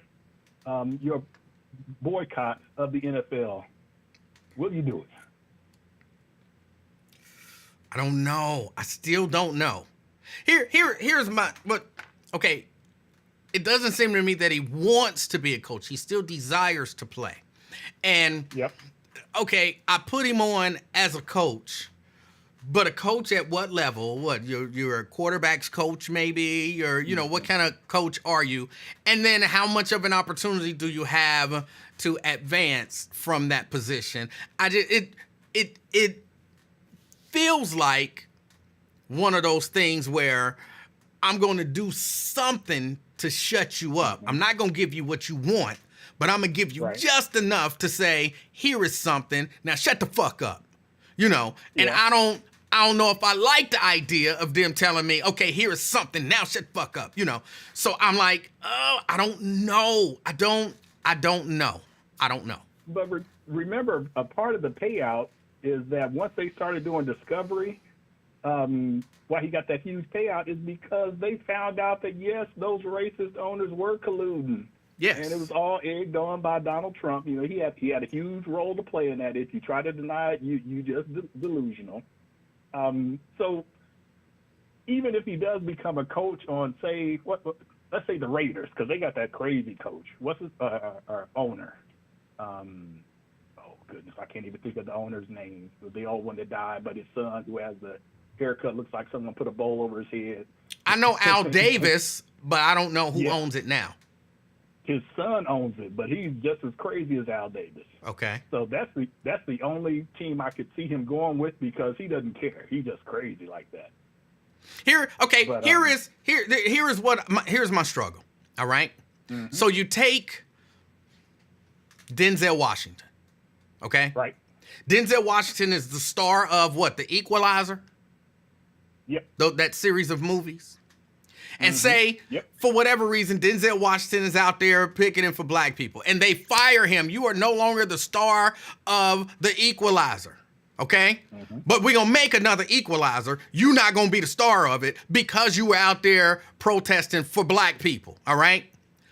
Mm-hmm. Denzel be like, no, whatever. And then they're like, okay, look, this is what we'll do. We're going to bring Denzel back to the project. He not going to be the star. He gonna be the second key grip, but he's still a part of the movie making process. We might even give him, he not gonna ever be on screen. Not gonna be the director, the assistant director. Like I say, he gonna be the second key grip. Not even the first one, but he'll be the second one. Is that good? You know what I'm saying? Do you be like, well, all right, they did right by Denzel, or are you like? Nah, they still screwing Denzel over. Can we acknowledge that is a long stretch? How is that a long stretch? The starting quarter. Apples to No. I'm not. The starting quarterback on an NFL team is, to a lot of people, the star of the show, right? So then you say you can no longer be a starting quarterback on an NFL team, but you can be a position coach somewhere. It's the same thing. You're not the star of the show. You're not going to be on the field. You are out of everybody's mind. You are a position coach, but you own a team. It's the same thing. Can you name any other actor that was in those Equalizer movies, all four of them? No.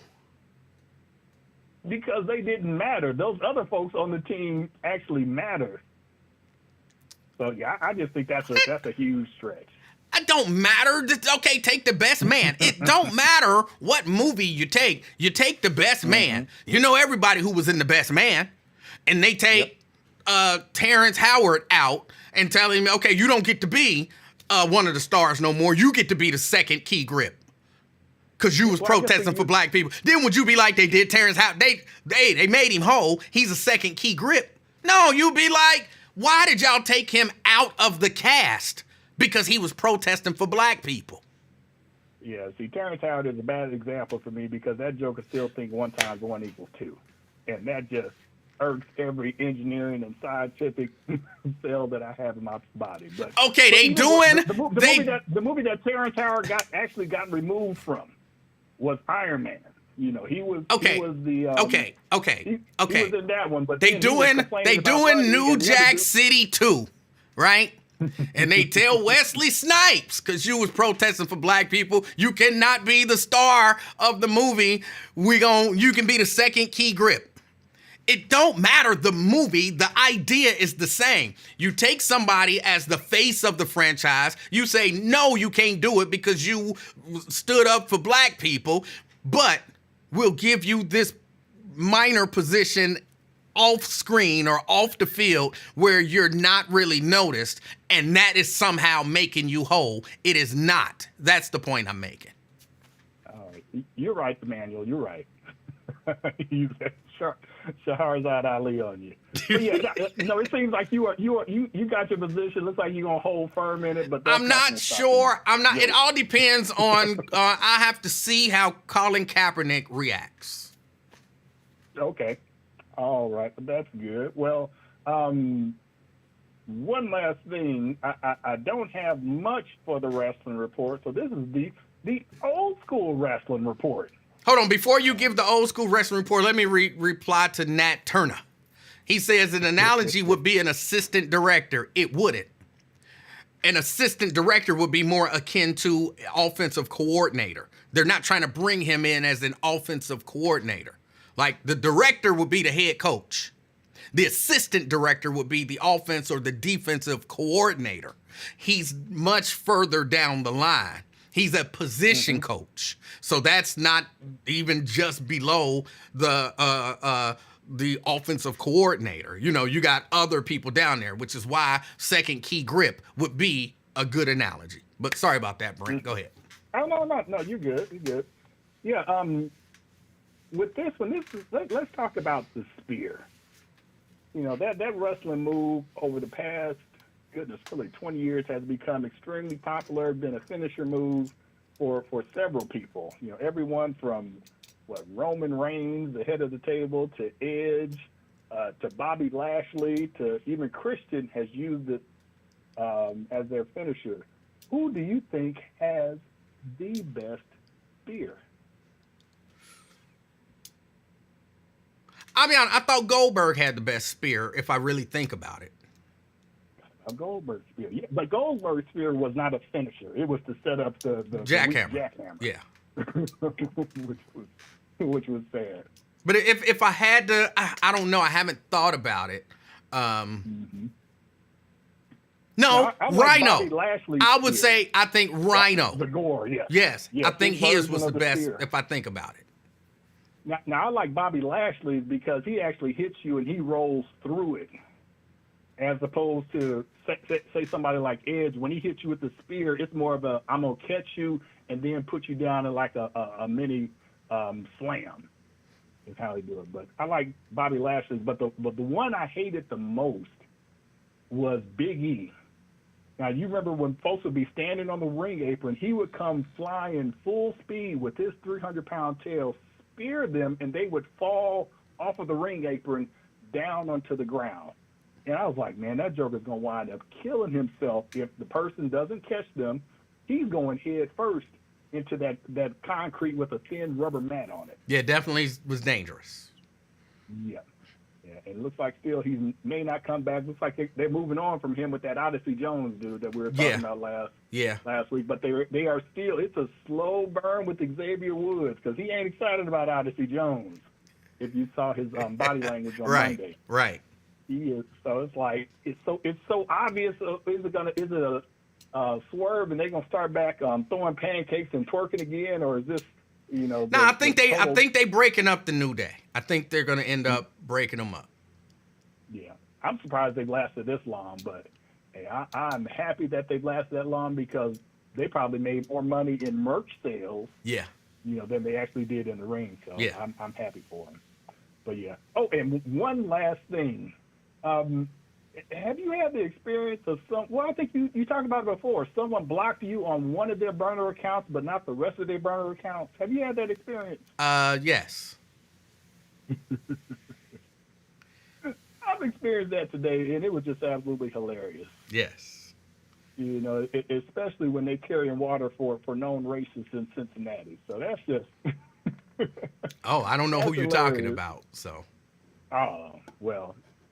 You would have to be delusional to not know who I'm talking about. But that's all I got for you. Is this something that happened? Is this something that happened on the Lincoln Ware show? Yes. Yeah, I don't listen to his show anymore. So yeah, that's why I don't know. Yeah, and from that it went from can't we all just get along? Because yeah, you totally out looped there then. Yeah. No, yeah. Craig was being his normal racist self, Oh. attacking everyone from Janice to other black women and everything. Questioning their intelligence. You know his whole steed. Yeah. And we don't even know what he does. He could be a window salesman for Pella. Who knows? Because racists will only question your credentials because they assume that their credentials are better than yours, and you won't ask about theirs. Yes. But yeah. So Lincoln, like, well, what's going on? What did Craig say? And who did he say it to? And can't we all just get along? And I'm like, hello, pot. Meet the kettle. And then on Today, it was like, okay, well, unblock the king of talk. And how he reads the comments and everything, and he was like, I'd appreciate it if you don't mention his name, or you didn't say his name, but you said one title. I would appreciate that. And I'm like, what is this, rules for thee and not for me? We went from can't we all get along to ain't no mending the fences and everything. So it's like, oh, come on, Uncle Lincoln. But maybe if I supply him with some more brown liquor and some gift cards, I may be able to change his mind. But. Well, don't stress out about it. I'm cool. I don't know. It's all good. I put it up there so I said it. So if it get back to him, hey, so be it. It is what it is. I joke both of y'all. So there are no favorites. I'm just where the joke is. That's where I go. And I'm here for it. I'm here for it. Brent, all right. Well, you have a good weekend. All right. And I'll talk to you later. I appreciate the call. All right. Let me get on this piece. But before because I do have some videos that it look like I'm not going to get to. I'm going to get to one of them. I got 3 of them, I believe, but I'm going to get to one. But let me say this. I keep hearing people talking about how black people are the only people who vote only for Democrats because they're Democrats. And like I said earlier, I don't think black people vote for Democrats because they're Democrats. I think black people vote issues. And I think, look, I always ask Republicans and people who are encouraging people to vote for Republicans, what are they offering? And if the only thing that they're offering is they're not Democrats, well, Democrats ain't doing nothing for black people, what are Republicans doing for black people? So you want me to vote for somebody who not going to tell you what they're going to do for you because they're clearly not going to do anything for you, as opposed to vote for somebody who going to do a little bit. That always sounds to me like those people who say, well, I would rather deal with a racist who say he hate me than somebody giving me stuff when they secretly hate me. That's foolish to me. I'd rather you call me an N to my face. I don't want you calling me no N to my face. And that's how they vote. You come up here, N. Oh, he get my vote. Well, why do he get your vote? Because he probably think I'm an N, but he won't say it. That's foolish to me. Well, black people have been voting Democrat. They ain't getting nothing out of the deal all this time. It's time we vote Republican. What are you getting out the deal with Republicans? What are you getting out the deal? You won't even ask Republicans for nothing. But I should vote Republican?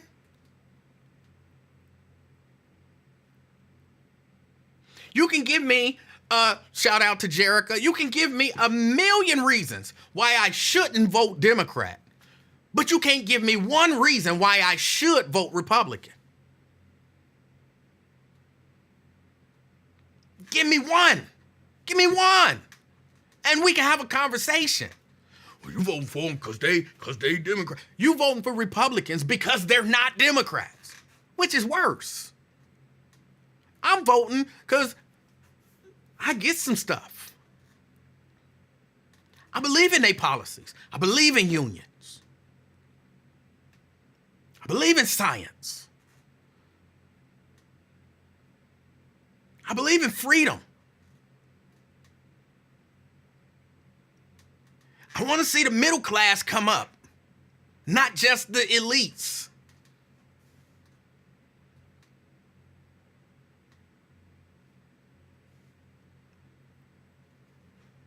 And it always strikes me, they don't even want you in their party. And you can't be you and be in their party. Look at the elected Republicans. They got to shuck and jive to get elected in the Republican Party. They have to stand up and say racism don't exist, when they know good and damn well that racism exists. But you know who votes for black Republicans? White people who they tap dance for. The majority of those black Republicans in Congress, they're from white districts. But don't that prove that they not racist? No, it doesn't. Because they got to say stuff like racism don't exist.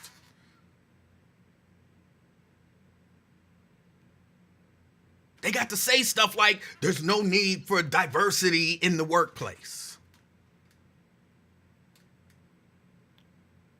If in order to be accepted by a party, I have to go against my own interests.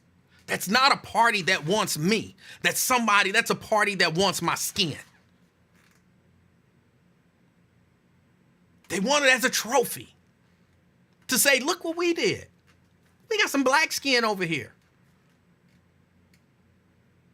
But what's in the skin? What's in the skin? Oh, racism don't exist no more. I love you, Donald Trump.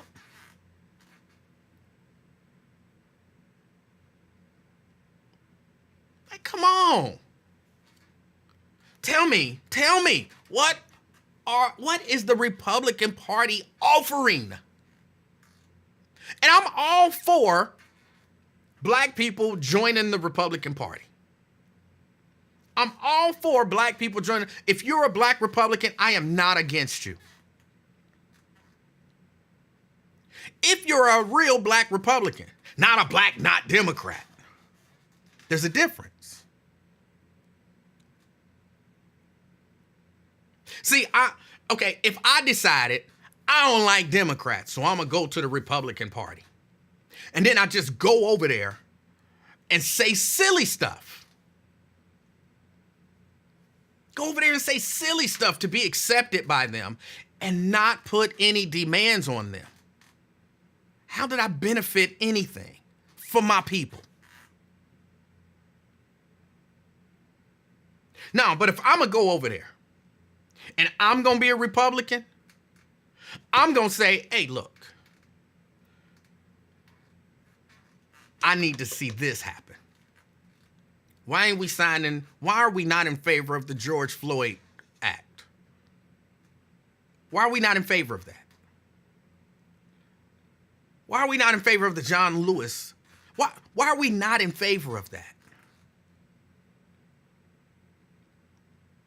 I'm not just going over there, and get along.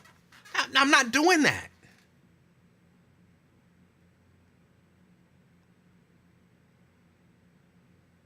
I'm not going over there to be your token.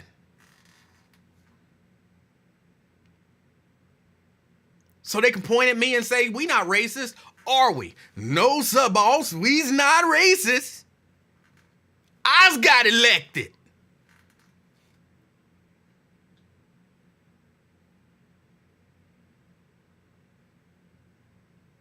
I should be able to go over there and be me. And say racism exists, y'all. And we got to do something about it. I should be able to go over and say, look, Kamala is biracial. And there is nothing wrong with that.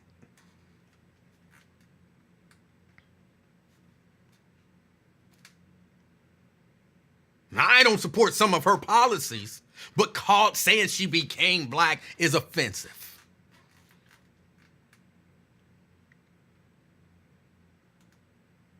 Why? Because I understand. I've experienced racism myself. So, I understand the idea of, trying to diminish. Number one, trying to pit two racial minorities in America against each other is not a good thing.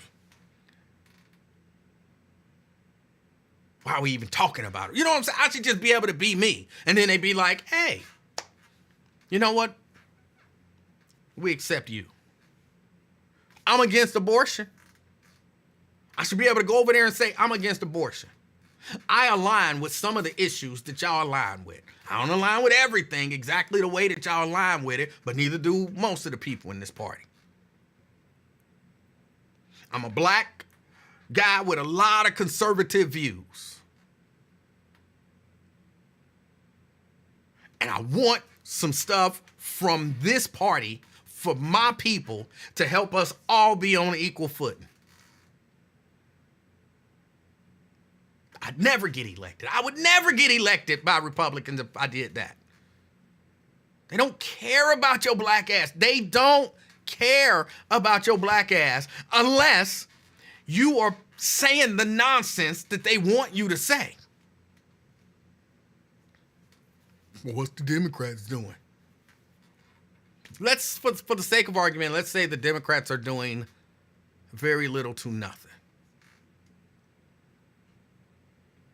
Okay, so why are you voting for the Democrats? I get to be me. Say what I believe to be true and know it to be true. And they listen. And sometimes they act.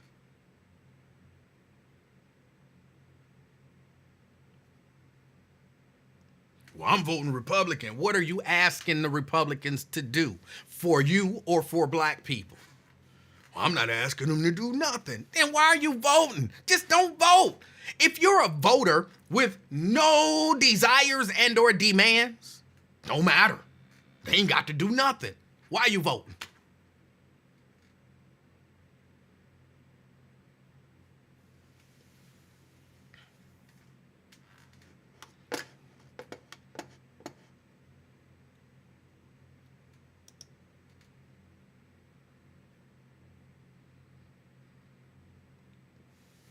Hold on, that's not the one I want. I think.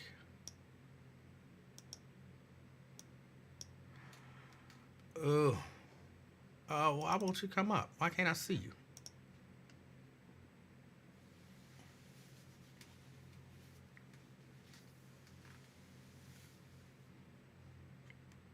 Twin says, you sounding just 1230 to Buzz Democrat station. What did I say? Nothing but stuff that's reasonable. Nothing but stuff that's reasonable. I'm not even telling people you got to vote Democrat. All I'm saying is if you decide you black and you want to be a Republican, go into the party and ask for something. Because ain't the point to help black people be on better, even footing with everybody else? Go, be a Republican. Go and Republic your ass off. But while you're in there, don't be in there buck dancing and, no, be in there saying, what can we do to help the black community? I'm for that. I'm 100% for that. But if you just gonna go over there and do nothing, why? Why?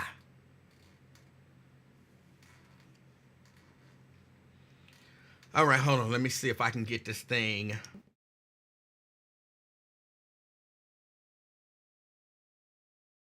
He made this. I'll play it, so just so you don't have to paraphrase what it was. Listen. Virtually one. I'm about to play this clip that to me shows the ridiculousness of Donald Trump. I'm going to do the thing I hate when people do it, but I'm going to do it. This is a clip where he's telling you that, again, they got to have a boogeyman. And to them, the boogeyman is immigrants. Immigrants is the boogeyman. I got no policies or nothing, but I want to scare you with immigrants. Immigrants is the boogeyman. Immigrants. Do you know how many of the new jobs were created? Or who got all the new jobs that were created? He about to tell you.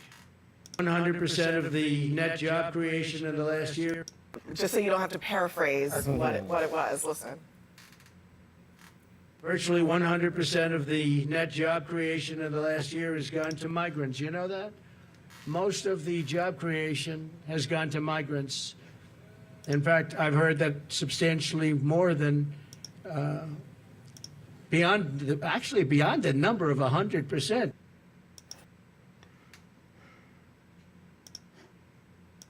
Now listen to that. Listen to that. You telling me they're not trying to create a boogeyman? I'm not saying that the thing going on at the border is great. I'm not saying that maybe there are some issues with immigration.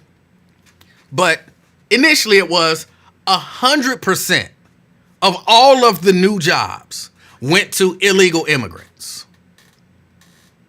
Well, actually, it was more than 100% of all the new jobs. How?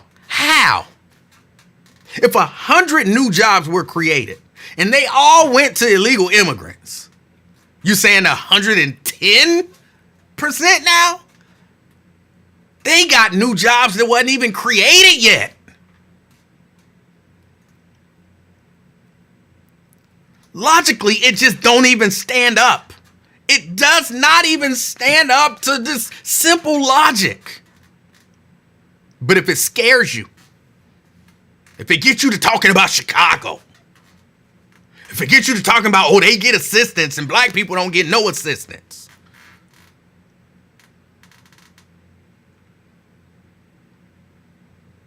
They want to scare you.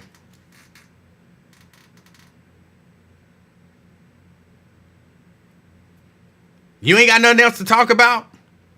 Issues ain't working. Personal insults ain't working.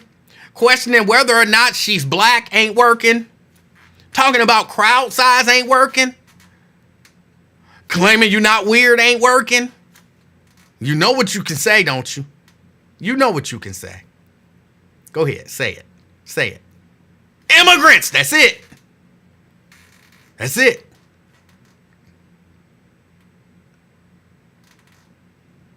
That's why they didn't want to fix the border. Remember, they had that bipartisan thing, and Trump told them, don't vote for it, because it'll fix the border, or at least it'll help. And I need it bad when I'm running. Why you need it bad? So I can scream immigrants anytime I want to.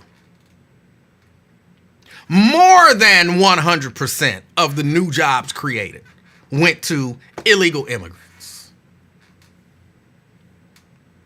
No black people got any of them new jobs. No white people got any of them new jobs. No legal immigrants got any of them new jobs. No Asians got any of them new jobs. No people came from the Caribbean and got any of them new jobs. Nobody got any of them new jobs except illegal immigrants. And then they got 110% of the new jobs. You do realize that's not possible, right? You realize that's not possible. Like, it's not possible. Immigrants. I'm gonna just start shouting immigrants. Anytime somebody says something I don't like and I'm kind of lost, like, ooh, you're winning the argument, immigrants. Well, if they give Colin Kaepernick a new job, you said it until he got back in the NFL, then you start back watching. So are you prepared to start back immigrants?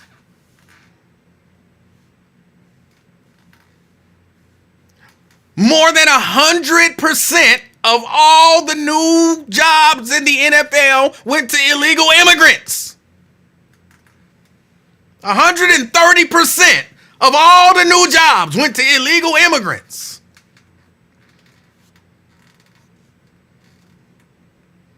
just start screaming it out. Watch.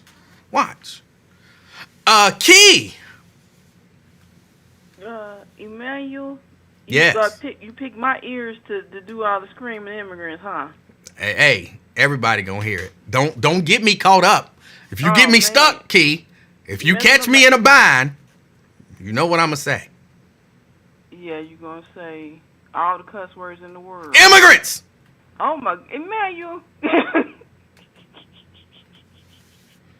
You gonna put that on the t-shirt next? Can't press it. That's the winning argument. Is that what you gonna do? You gonna put that on a t-shirt? No, but I do have a t-shirt. I have a Kamala t-shirt. And on the back, I can't tell you what it say on the back because somebody will create my t-shirt. But, I mean, they going to create it anyway when, maybe when they see it. But I do have a Kamala t-shirt coming up that I'm putting on that, I'll be selling.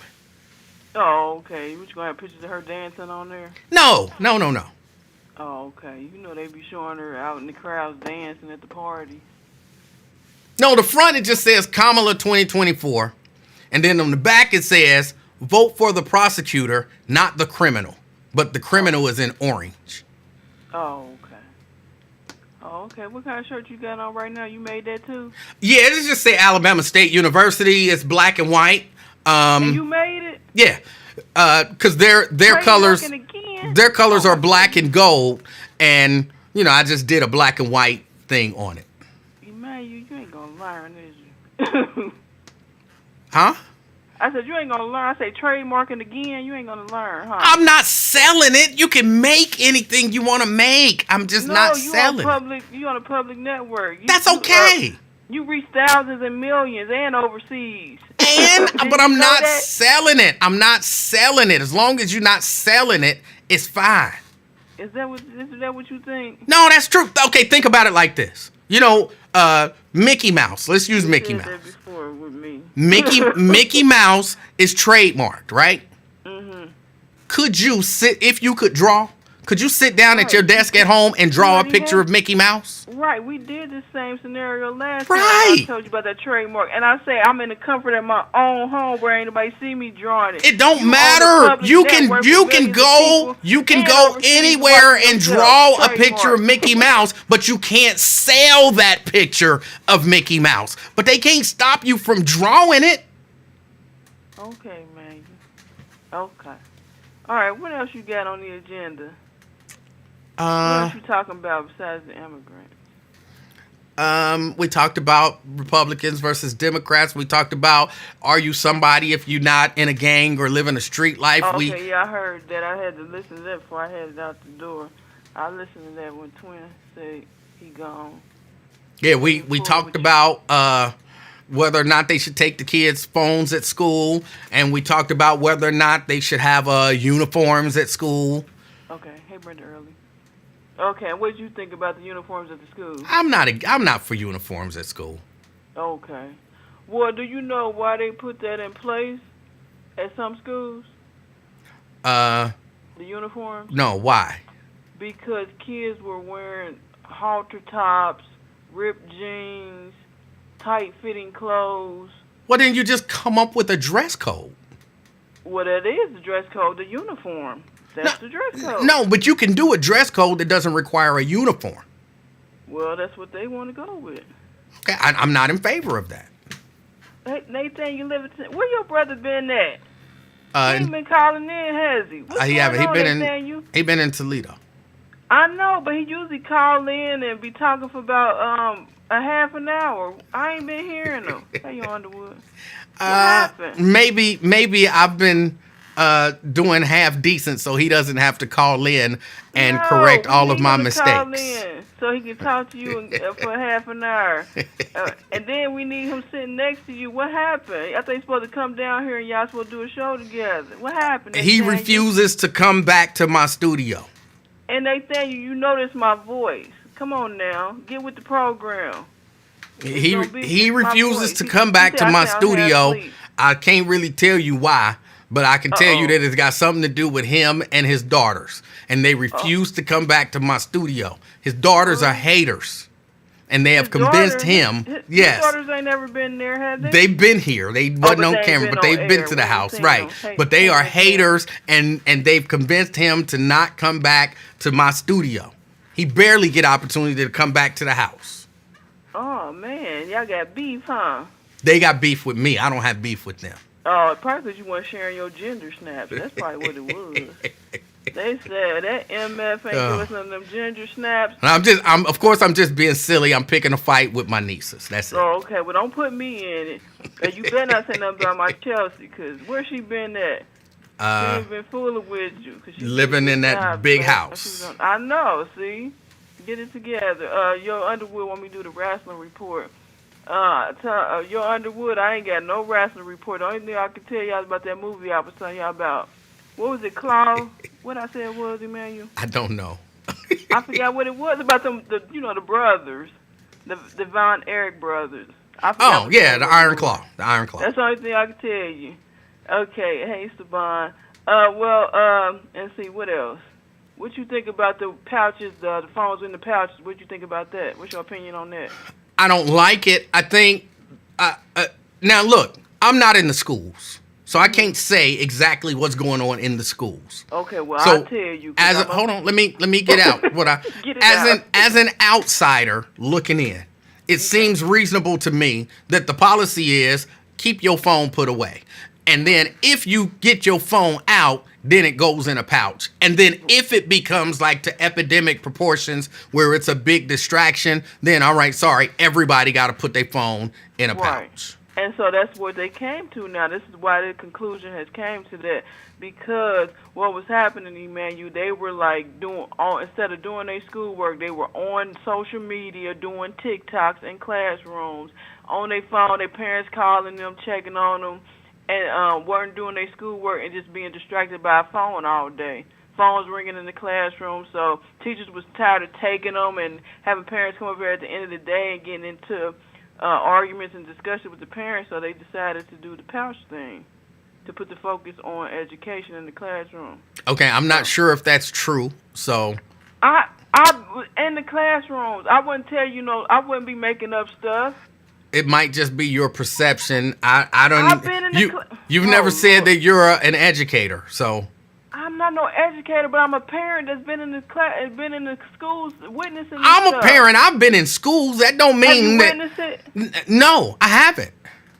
Okay, I have, Emanuel. That's what I'm trying. Okay, so again, I wouldn't make up nothing. Wait, so because it happened in a classroom, not just a class, it's other schools too. How would you know that if you weren't in those schools?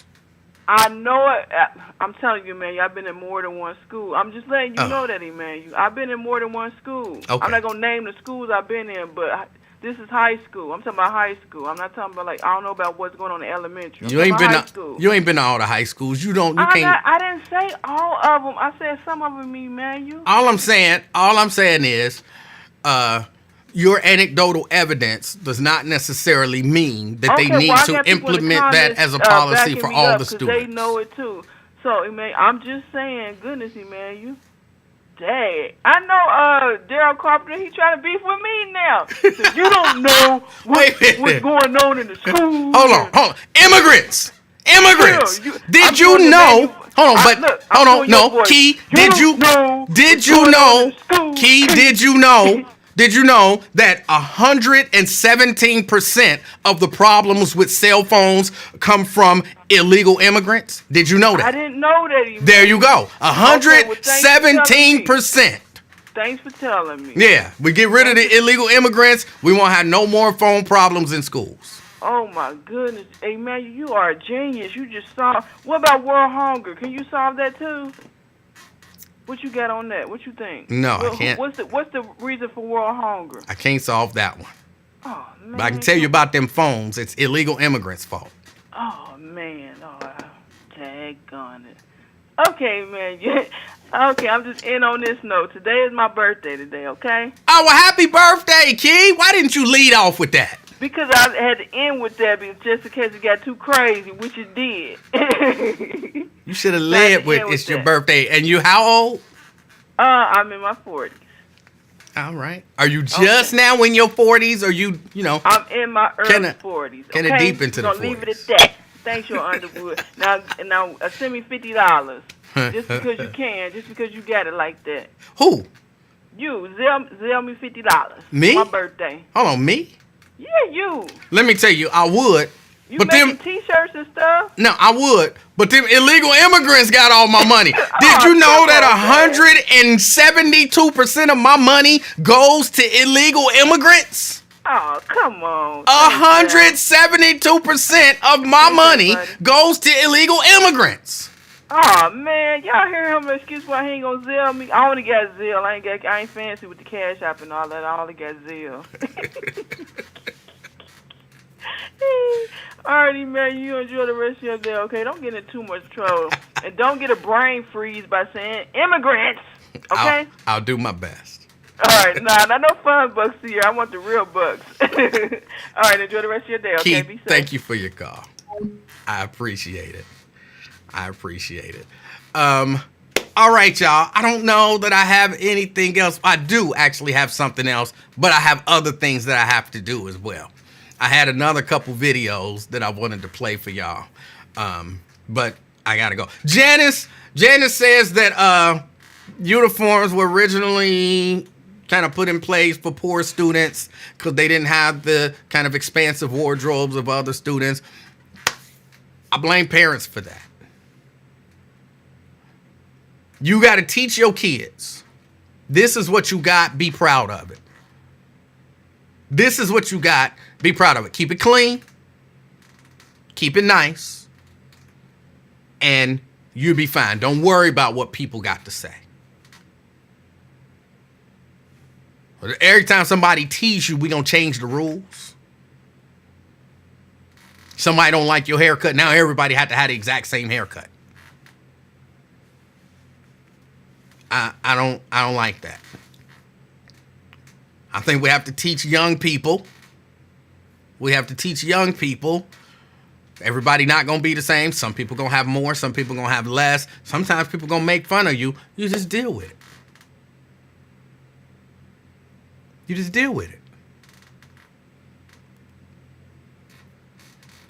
But that's just me. That's the way I see it.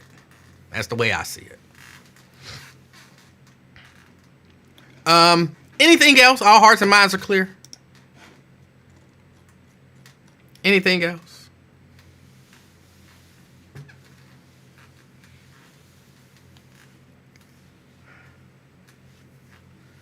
Janice says, I agree, but for young children, it's not that easy. Builds character. It builds character.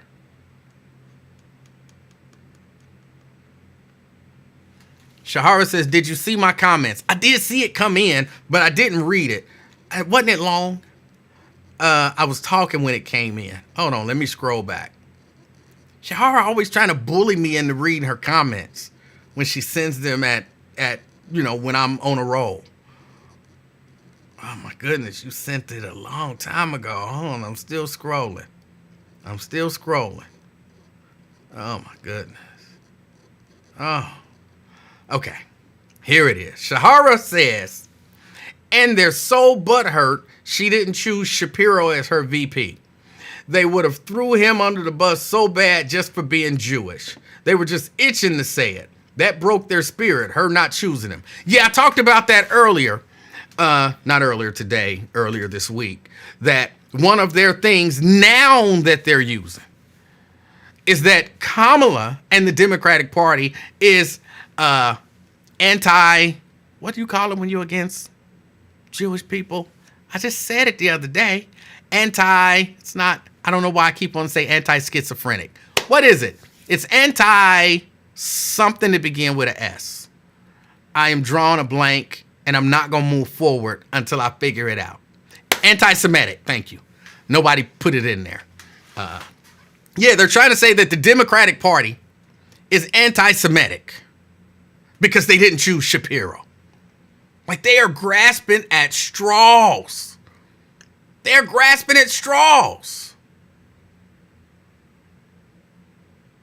So, yeah, I did. I brought that up earlier in the week. You should have been listening. if you had a short man, he would have had you listening to the show, and then you would have known that I said all of this earlier. A short man to keep you in line, happy, and in touch with what I'm saying. Just so you know. Just so you know.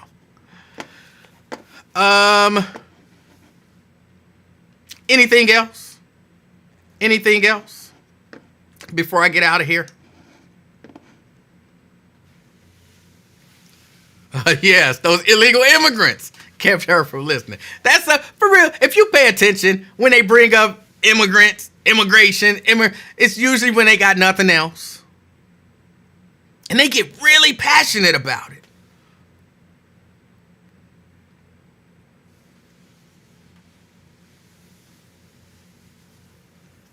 They get really passionate about it. Not passionate enough to do anything, but passionate enough to say that it's bad.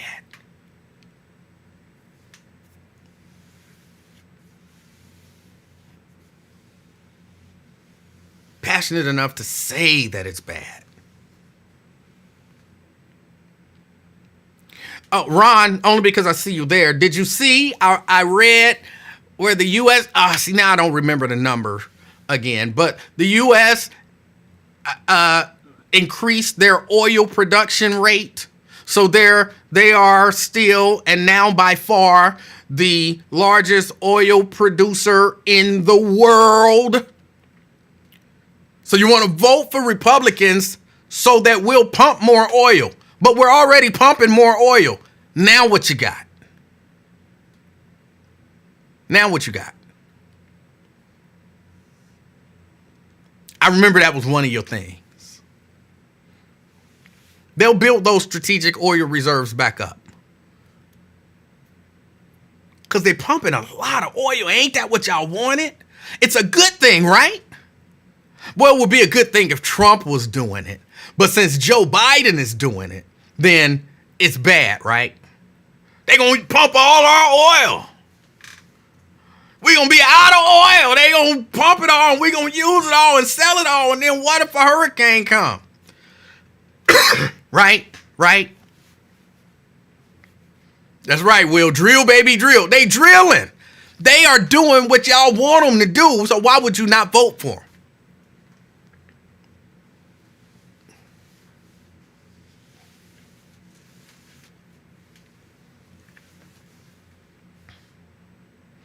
How to store, pump oil, since Trump said so, like no tax on tips. I'm not 100% sure what that means. I'm not 100% sure what you mean by that. And let's say for the sake of argument, the no tax on tips. Let's say Trump came out with no tax on tips, right? He created that. And you like it. Like, it's a great idea.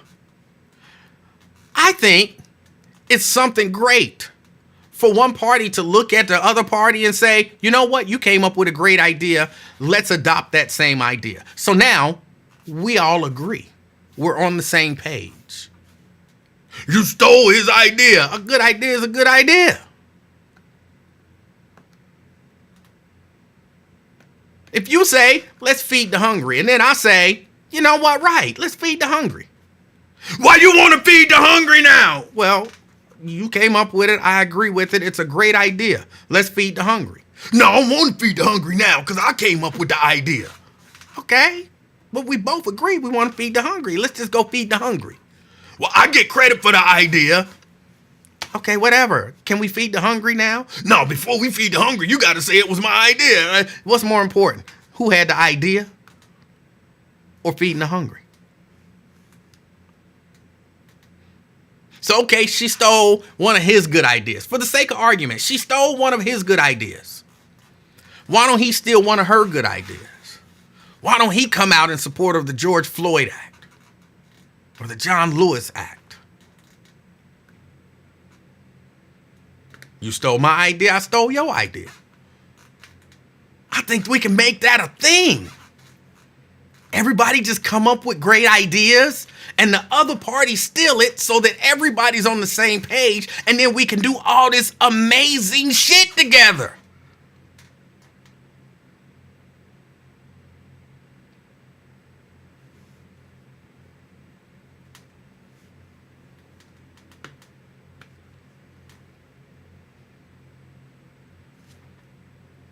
Wouldn't that be good, Ron? Ain't you in favor of that? Wait, just so I'm clear, you're mad because you believe Trump came up with a good idea and his opponent said, that's a good idea, I'll do the same thing. That makes you upset? That's not reasonable to me.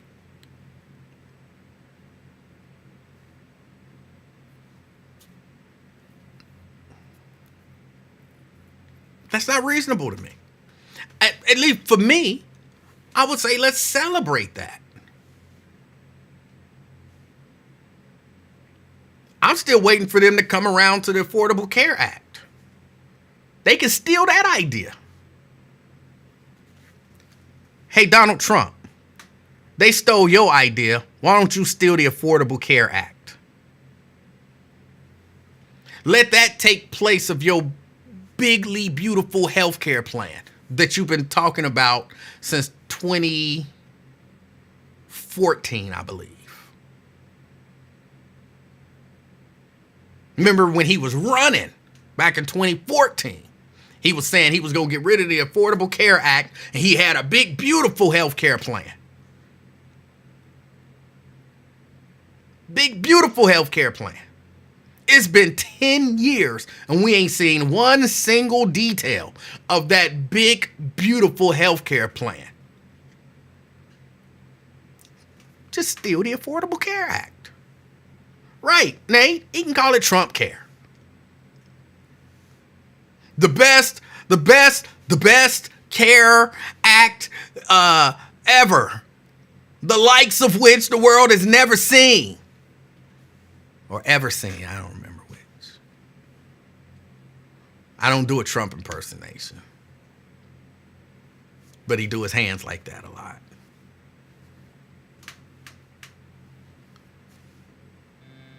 Trump Care.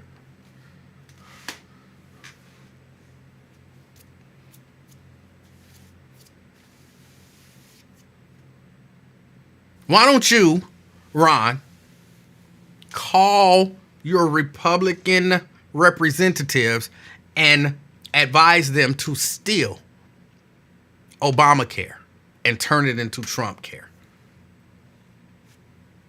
I would support that. We mad because it was a great idea and she agreed to it. That's ridiculous. That's ridiculous. Ain't that kind of what we want? I think that's kind of what they supposed to be doing up there. Like, hey, I got this great idea. We can do this, and it'll stop police from killing unarmed people. You know what? That's a great idea. What if I join you on that? Okay, come on, join me. What? Hey, what? Y'all trying to stop police from killing unarmed black people? I want to join in on that. Let me see the idea. That's a great idea. Yeah, well, come on and join. Oh, most of us as Democrats, y'all Republicans over there, y'all see this idea? You know what? That's a great idea. We don't like them, but we don't think police should be killing them when they're unarmed. I want to join in on that. And next thing you know, everybody jumped on one great idea. Not, it's a great idea, but he came up with it, so I'm not for it. Ain't that what we want? Ain't that what we want? No, what we want, illegal immigrants.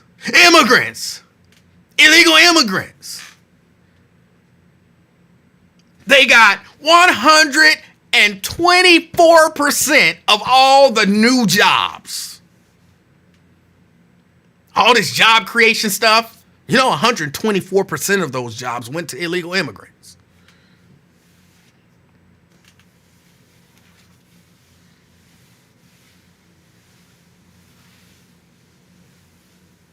If illegal immigrants is getting all the jobs, Why is the government still having to give them money? They got all the jobs. They didn't get none of the jobs in Chicago. That's what it is. They didn't get none of the jobs in Chicago or New York. Everywhere else, illegal immigrants got all the jobs. Chicago and New York, they didn't get none. And that's the most important thing you here in Cincinnati should be worried about, is what's happening in Chicago and New York. Illegal immigrants. That's the name of the game. Y'all, I got to get out of here. Y'all don't have anything new for me. I appreciate y'all. I appreciate y'all hanging out with me. Okay, hold on. I got to do this.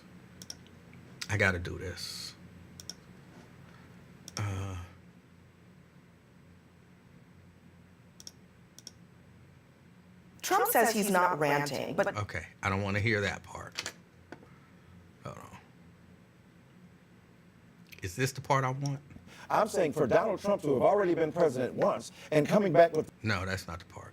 If I purposely mispronounce. Okay, here's the part I want. Donald Trump is in a very vulnerable Talk position. about rerun Kamala's. Oh, you had it right. You almost got I it. will say You almost Kamala's did name it. any way that I want to. Now, hold on. I'm just going to pause right there. Y'all know I'm not big into this whole say her name right, all of this and all of that. But she said the name right and then corrected herself or miscorrected herself to say it wrong. And there is, which Michael Eric Dyson will call out a little later in this clip. There is something racist and insidious about that. I will say her name any way I want. She said the name right. So it's not as if she don't know. Like some people, I get it. You know what I'm saying? If you're not 100% aware of how to pronounce her name, that's cool. But if you know it and you're intentionally saying it wrong, doesn't that say something? Donald Trump is in a very vulnerable Talk position. about rerun Kamala's. Oh, you had it right. You almost got I it. will You say almost Kamala's did name it. any way that I want to. No, but but you mispronounced her and you also misjudged I her. just did, and I'll do it again. mispronouncing her name. That's a Kamala's refusal to policy. acknowledge her And humanity. if I purposely mispronounced your name, that would not be appropriate. Policies are Joe Biden's policies. She owns You're it. normalizing 33 that kind of times. viciousness, Thir- man. 33 This is- times. but it's the- she you was the disrespect deciding her. vote, and she was the in vice it on president. Joe Biden's bill. She we was know 33 that- times the deciding vote Yes, on Joe she- Biden's she- bills in she the has Senate. Yeah, let me just say this, because this congresswoman is a wonderful human being, but when you disrespect Kamala Harris by saying you will call her whatever you want, I know you don't intend it to be that way. That's the history and legacy of white disregard for the humanity of black people. Oh, so now you're calling me racist. I didn't say. I just said that you weren't is racist. BS. That is No, complete you don't have BS. to intend racism No, to no, you are accomplish it. intending that I Your am disrespect racist, of Kamala and Harris that is is part and offensive. parcel of a Why can't you tradition just- of disrespect. Why It's can't you just, offensive, Congresswoman, and it's why can't you it's just, offensive. why That can't I'm is not calling you a disgusting. racist. I'm You saying are. what the You practice are. is You racist. are. You absolutely I'm are. saying the That prayer is- way that I'm is- saying. let me get Disrespecting. No, what's disgusting That is is your disgusting. disrespect of her. Professor. This gentleman said, You know I what? You know didn't know what's her name. disgusting He's to trying women to do is it. her disrespect of women. She doesn't know what a woman is. And if 25 years ago, White I women became, don't have the ability to tell black women who paid the price of blood to make this country what it is to tell them they're not real women. 25 They years care ago, for your babies 25 and years ago, respected I your became the humanity. first woman to graduate from the Citadel, the military college of South Carolina. I So call her fought my name way right. through it. So pronounce her name blood, right. sweat, Let and me tears. actually So pronounce her name and right. Kamala Harris, if Kamala, I were a man, Kamala. You said I this will We don't say call you Nancy any way that I Nancy. want. It's Come on, Kamala. it's You're Kamala. doing this on purpose, I am Congresswoman. not. Disrespectful. Just a second. You can't expect people to If a respect your man put service on if a you don't skirt and respect walked hers. that stage 25 years ago, she You're a would have white said woman it. She would have disrespecting a taken black that woman. That is achievement away from problematic. women. That's Professor egregious. Dyson, let me get Trump says he.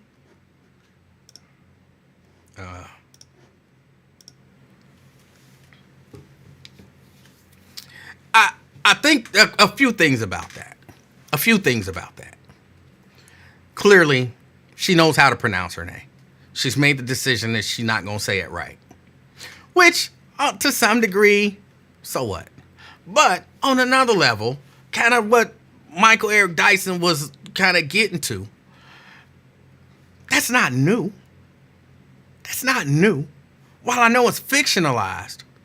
Remember they made Kunta Kinte change his name to Toby? And they beat him? And he was going to be called Toby. Why? Because that's what they said. To me, that's akin to the same thing. It says different if I don't know how to pronounce it. Then you say it right and correct yourself to say it wrong. And then you say, I'm going to call her whatever I want to call her.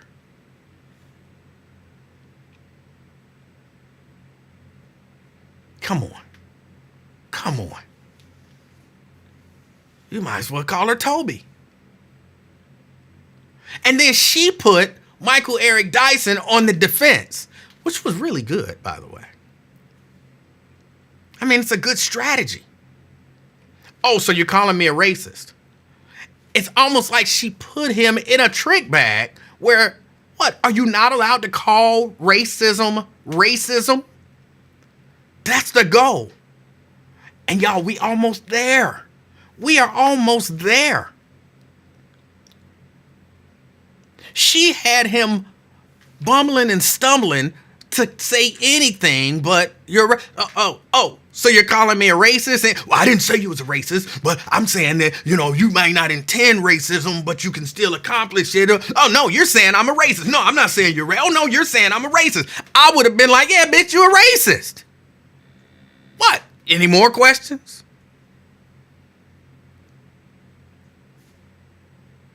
You're calling me a racist. Absolutely, 100%. But he was on the defense. You're not allowed to call out racism now. Yeah, I was telling y'all not too long ago. Remember, I kept saying all of these people pretending like racism don't exist. Y'all pretending like racism don't exist. And then people like, well, no, I'm not saying that racism don't exist. Racism does exist. I'm just saying that when has racism ever stopped you from doing anything? Blah, blah, blah. It's another way of saying racism don't exist. And we're moving us to the point where we're not allowed to call racism racism. I refuse to move to that point. It exists. Blade.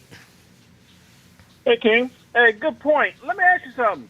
On both sides, black people act like step it and fetch it. I used to believe in Mike Dyson, but now, like he said, when it comes to that white woman, on both sides, they still acting like they in slavery. Why somebody so intelligent with a high degree like that got to bow down to a low-level white woman like that? Why is it that if we got that high degree, we can't check white women, especially when you're on CNN and they supposed to be at the same and at the same level? But I can't tell. I mean, he was acting like they told him to look down to the ground and don't even look at it. Or like after the show, he's gonna get whooped. What's the problem? I don't know. We talk about how the black boy on the Republican side, they act like stepping and fetching. But look at the ones on CNN and on the liberals. It really is no difference. Why is it that there's no strong black man on TV, and then the bald-headed dude, all them cats, they bucky boys with the high voice talking through their nose like little punks. What's going on? I don't know. We are moving in a direction where, and this is the direction that they want us to move in, where you're the offensive one. If I say something racist and you call me out on it, how dare you call me racist? Now you're the one who's done something wrong, not my act of racism. And I don't know how people fall for it, but people fall for it. Well, we hadn't fell for it, especially on Lincoln's on show when they talking about, if you don't say your girl's name right, then all them on CNN yelling. The main thing is, if you don't say her name right, we're not going to talk to you. What's going on with that? Well, I don't know that I necessarily agree with that. I'm down with correcting people, and sometimes people just say it wrong, but she knew the right way to say it. She said it correctly and then changed it to say it wrong intentionally to be disrespectful. Well, this is happening on every black TV show, every black sitcom, every black radio station. If you don't say her name right, it don't make no difference. You black. I mean, if you white, if you black, they either gonna chastise you or hang up on you or whatever. It's either you say it's almost like it's something going on with this, so we don't have to talk about policy and what's going on with her not being interviewed. She's hiding like your boy. It's like, you better say her name right. You better not have an accident of saying her name wrong, or we're going to confront you, or we're going to lynch you. And this is on every black show, every TV show, just like that incident on this. All of them was going up.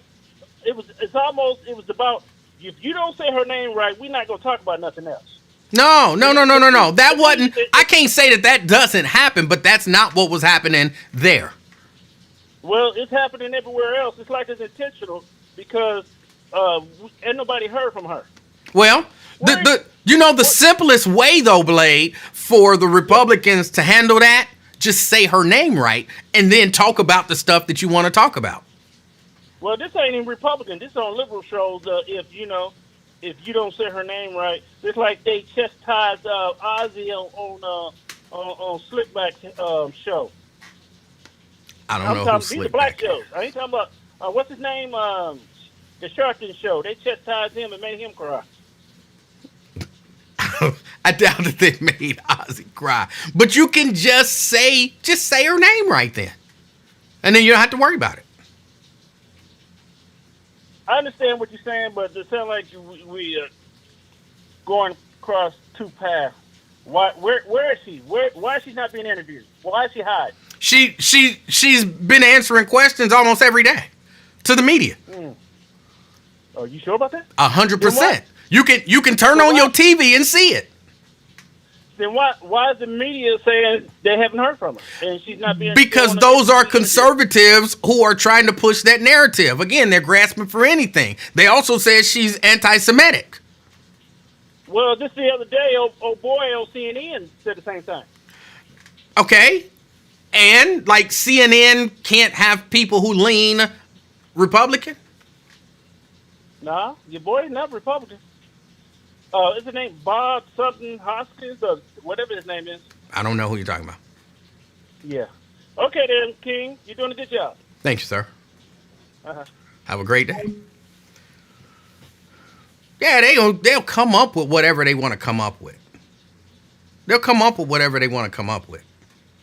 But I think it's smart.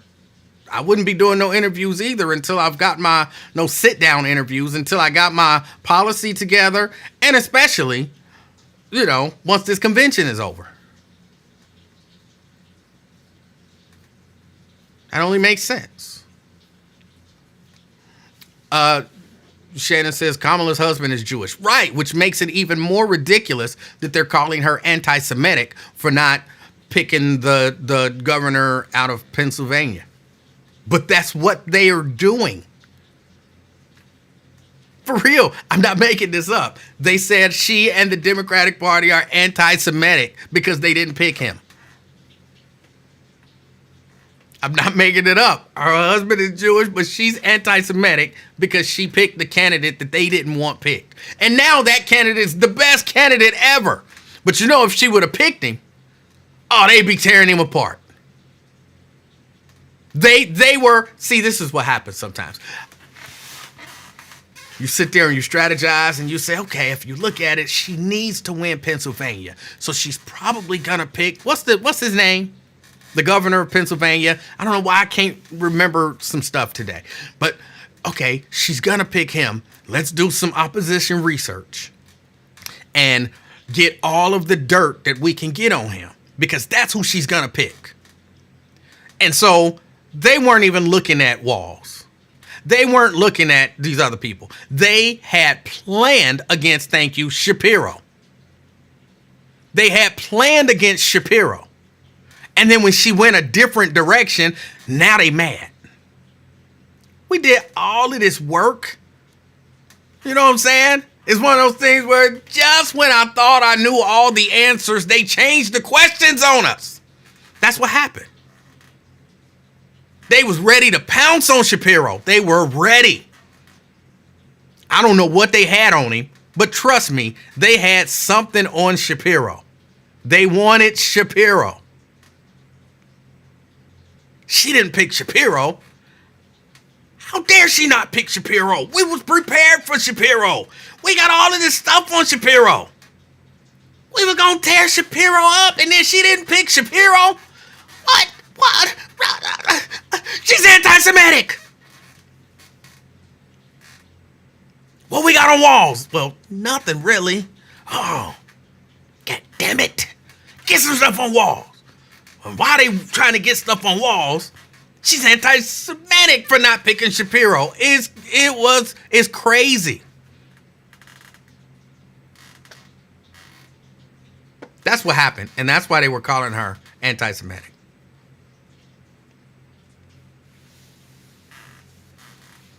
But all right, I wanted to play that last little clip for y'all. I gotta run. I've been on for way too long now. I blame each and every one of you. Because y'all knew at a certain time, y'all was supposed to say, Emanuel, ain't it time to go? And then I would have been like, oh, yeah, it's time to go. And y'all should have just been logging off. Like, beep, beep, beep, beep, beep, beep, beep. And oh, I got no viewers. Okay, they respect me, and they want to let me go. But no, y'all kept me here. Twin, don't think, I saw your comment. So, oh, you called the lady a B word, but you got mad when I called Kamala a nappy-headed hoe. I didn't get mad when you called her a nappy-headed hoe. You can call her a nappy-headed hoe if you want to call her a nappy-headed hoe. I just didn't understand why she's a nappy-headed hoe, but you didn't have any negative words for the white guy. Sometimes it's easy for us to bash black people, but we real careful about saying anything negative about white people. And by the way, I didn't call her a B word. I said, had I been there and she asked me that, that's what I would have said. But I clearly wasn't there and she didn't ask me that, so I didn't have to say it to her.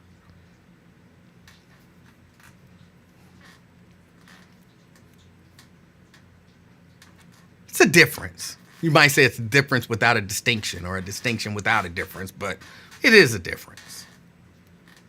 I never said that white lady is a bitch. I don't know her to call her that. But had I been there and she responded to me in that way, that's what I would have said. I know that.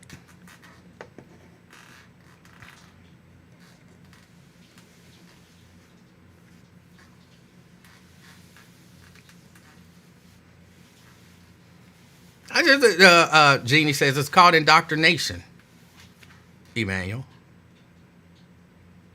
I find it interesting that you can find black people to say all manner of negative things about black people, like she a nappy head hoe, because you've heard some rumors.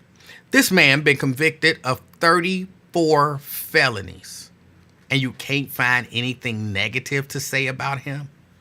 As a matter of fact, them 34 felonies, oh, that make him hood. He a G now.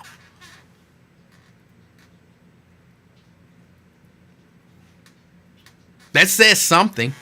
I'll let you determine what it says. I'll let you determine what it says.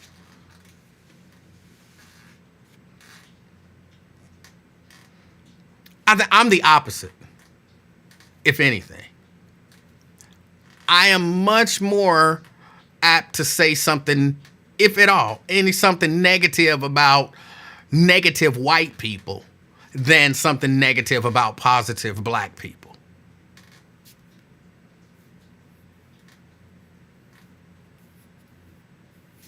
But that's just me.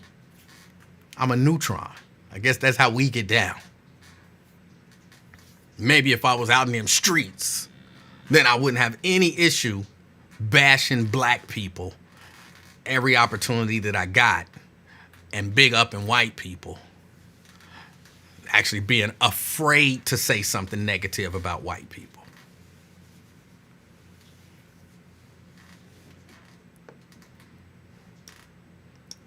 So hard, though. You're so hard. It's so hard that you refuse to say anything negative about the white man. I'm a G. I'm so hard. I ain't scared of nobody. Say something negative about a white man. Why? Why should I? Why should I? Ain't got nothing negative to say about no white man. I loves the white man. I love you, Trump. I love you. Oh, you was a G a minute ago. She was a nappy-headed hoe a minute ago. You was a G. You ain't scared of nobody. Say something negative about the white man. Why? Why should I?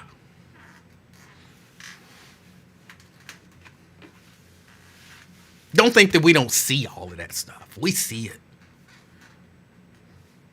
Here's what I find interesting. This is almost like a kind of a true story. I lived in Evanston, okay? And I was going for a walk in Evanston. And you know where there's a place, I'm not even sure what part of town that ends up being. But there is like a clear demarcation line. Like you got, I don't remember the streets. It's kind of them back streets. If you go down, that's not Kennedy. That's not Kenny. It might be Kenny. Anyway, you go down the street and you walk and you see, you know what I'm saying, like modest house, modest house, modest house, modest house, modest house, corner. Modest house, modest house, modest house, modest house, modest house, corner. Across the street. Really expensive house. On this side of the street with the modest houses, they was over there acting a plumb fool, but they would not cross the street. They was throwing trash on the ground. They was doing all kind of stuff. Talking loud, cussing. When they crossed from this corner, modest house, to this corner with the nice house, you'd have thought it was totally different people.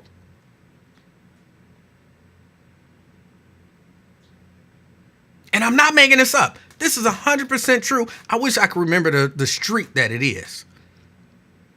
They cross the street. They start talking in a normal voice and walking, acting like they had sense. They went up and did whatever it was that they did. And as we were coming back around from our walk, they were coming across the street. Soon as they crossed the street, girl, and I'm like, oh my God. They knew not to act like that across the street.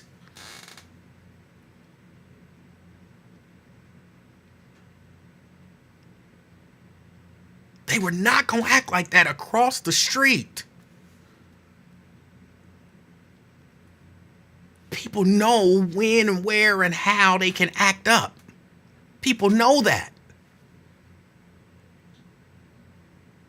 Like, you know, you can call that black woman a nappy head hoe.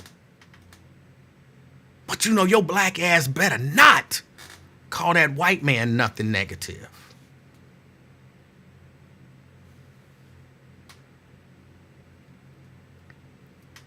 I wonder why that is. What is it about that center line of the street that made them act right over there? What is it about the color of that man's skin that make you act right when you talk about him? Is it something in you? Or is it something in the environment?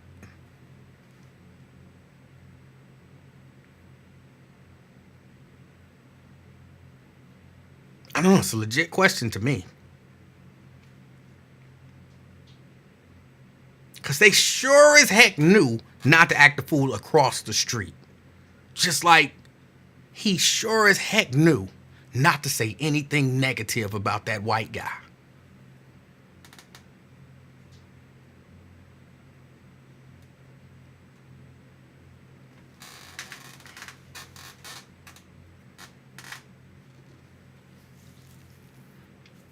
What is it? Indoctrination. Okay. What did they do to you? What did they tell you? What did they show you? How did they get that kind of respect out of you? I was curious. Just curious. Now, look, again, don't get me wrong. I don't want you necessarily saying anything negative about that man. That's not my desire. Talk bad about him. I know I said that, but that's not the desire. The desire is don't talk negative about either one of them. But if you're going to talk negative about one and the other one has negative qualities, talk negative about the other one too. If you say, I don't like neither one of them. I don't like that nappy-headed hoe, and I don't like the businessman either. What? So many things you could have said about him, and what you came up with was what? The businessman or whatever it was you said.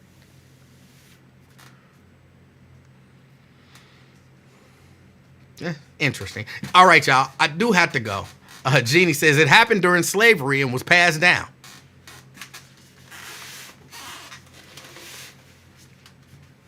But these are the people that don't nobody says this anymore. I don't bar nobody. I don't bar nobody. I'll say anything I want. I do anything I want. I'm a street dude. All right, and say something negative about that white man. Huh? What? Huh? What? What? Huh? What? I wish a nigga would come up to me. I'll fuck a nigga up. That nappy-headed hoe, too. All right, say something negative about the white man. Huh? What? Huh? What? He's a nice man. He's a nice man. They were wrong. They were wrong for putting those felonies on him. He's a nice man.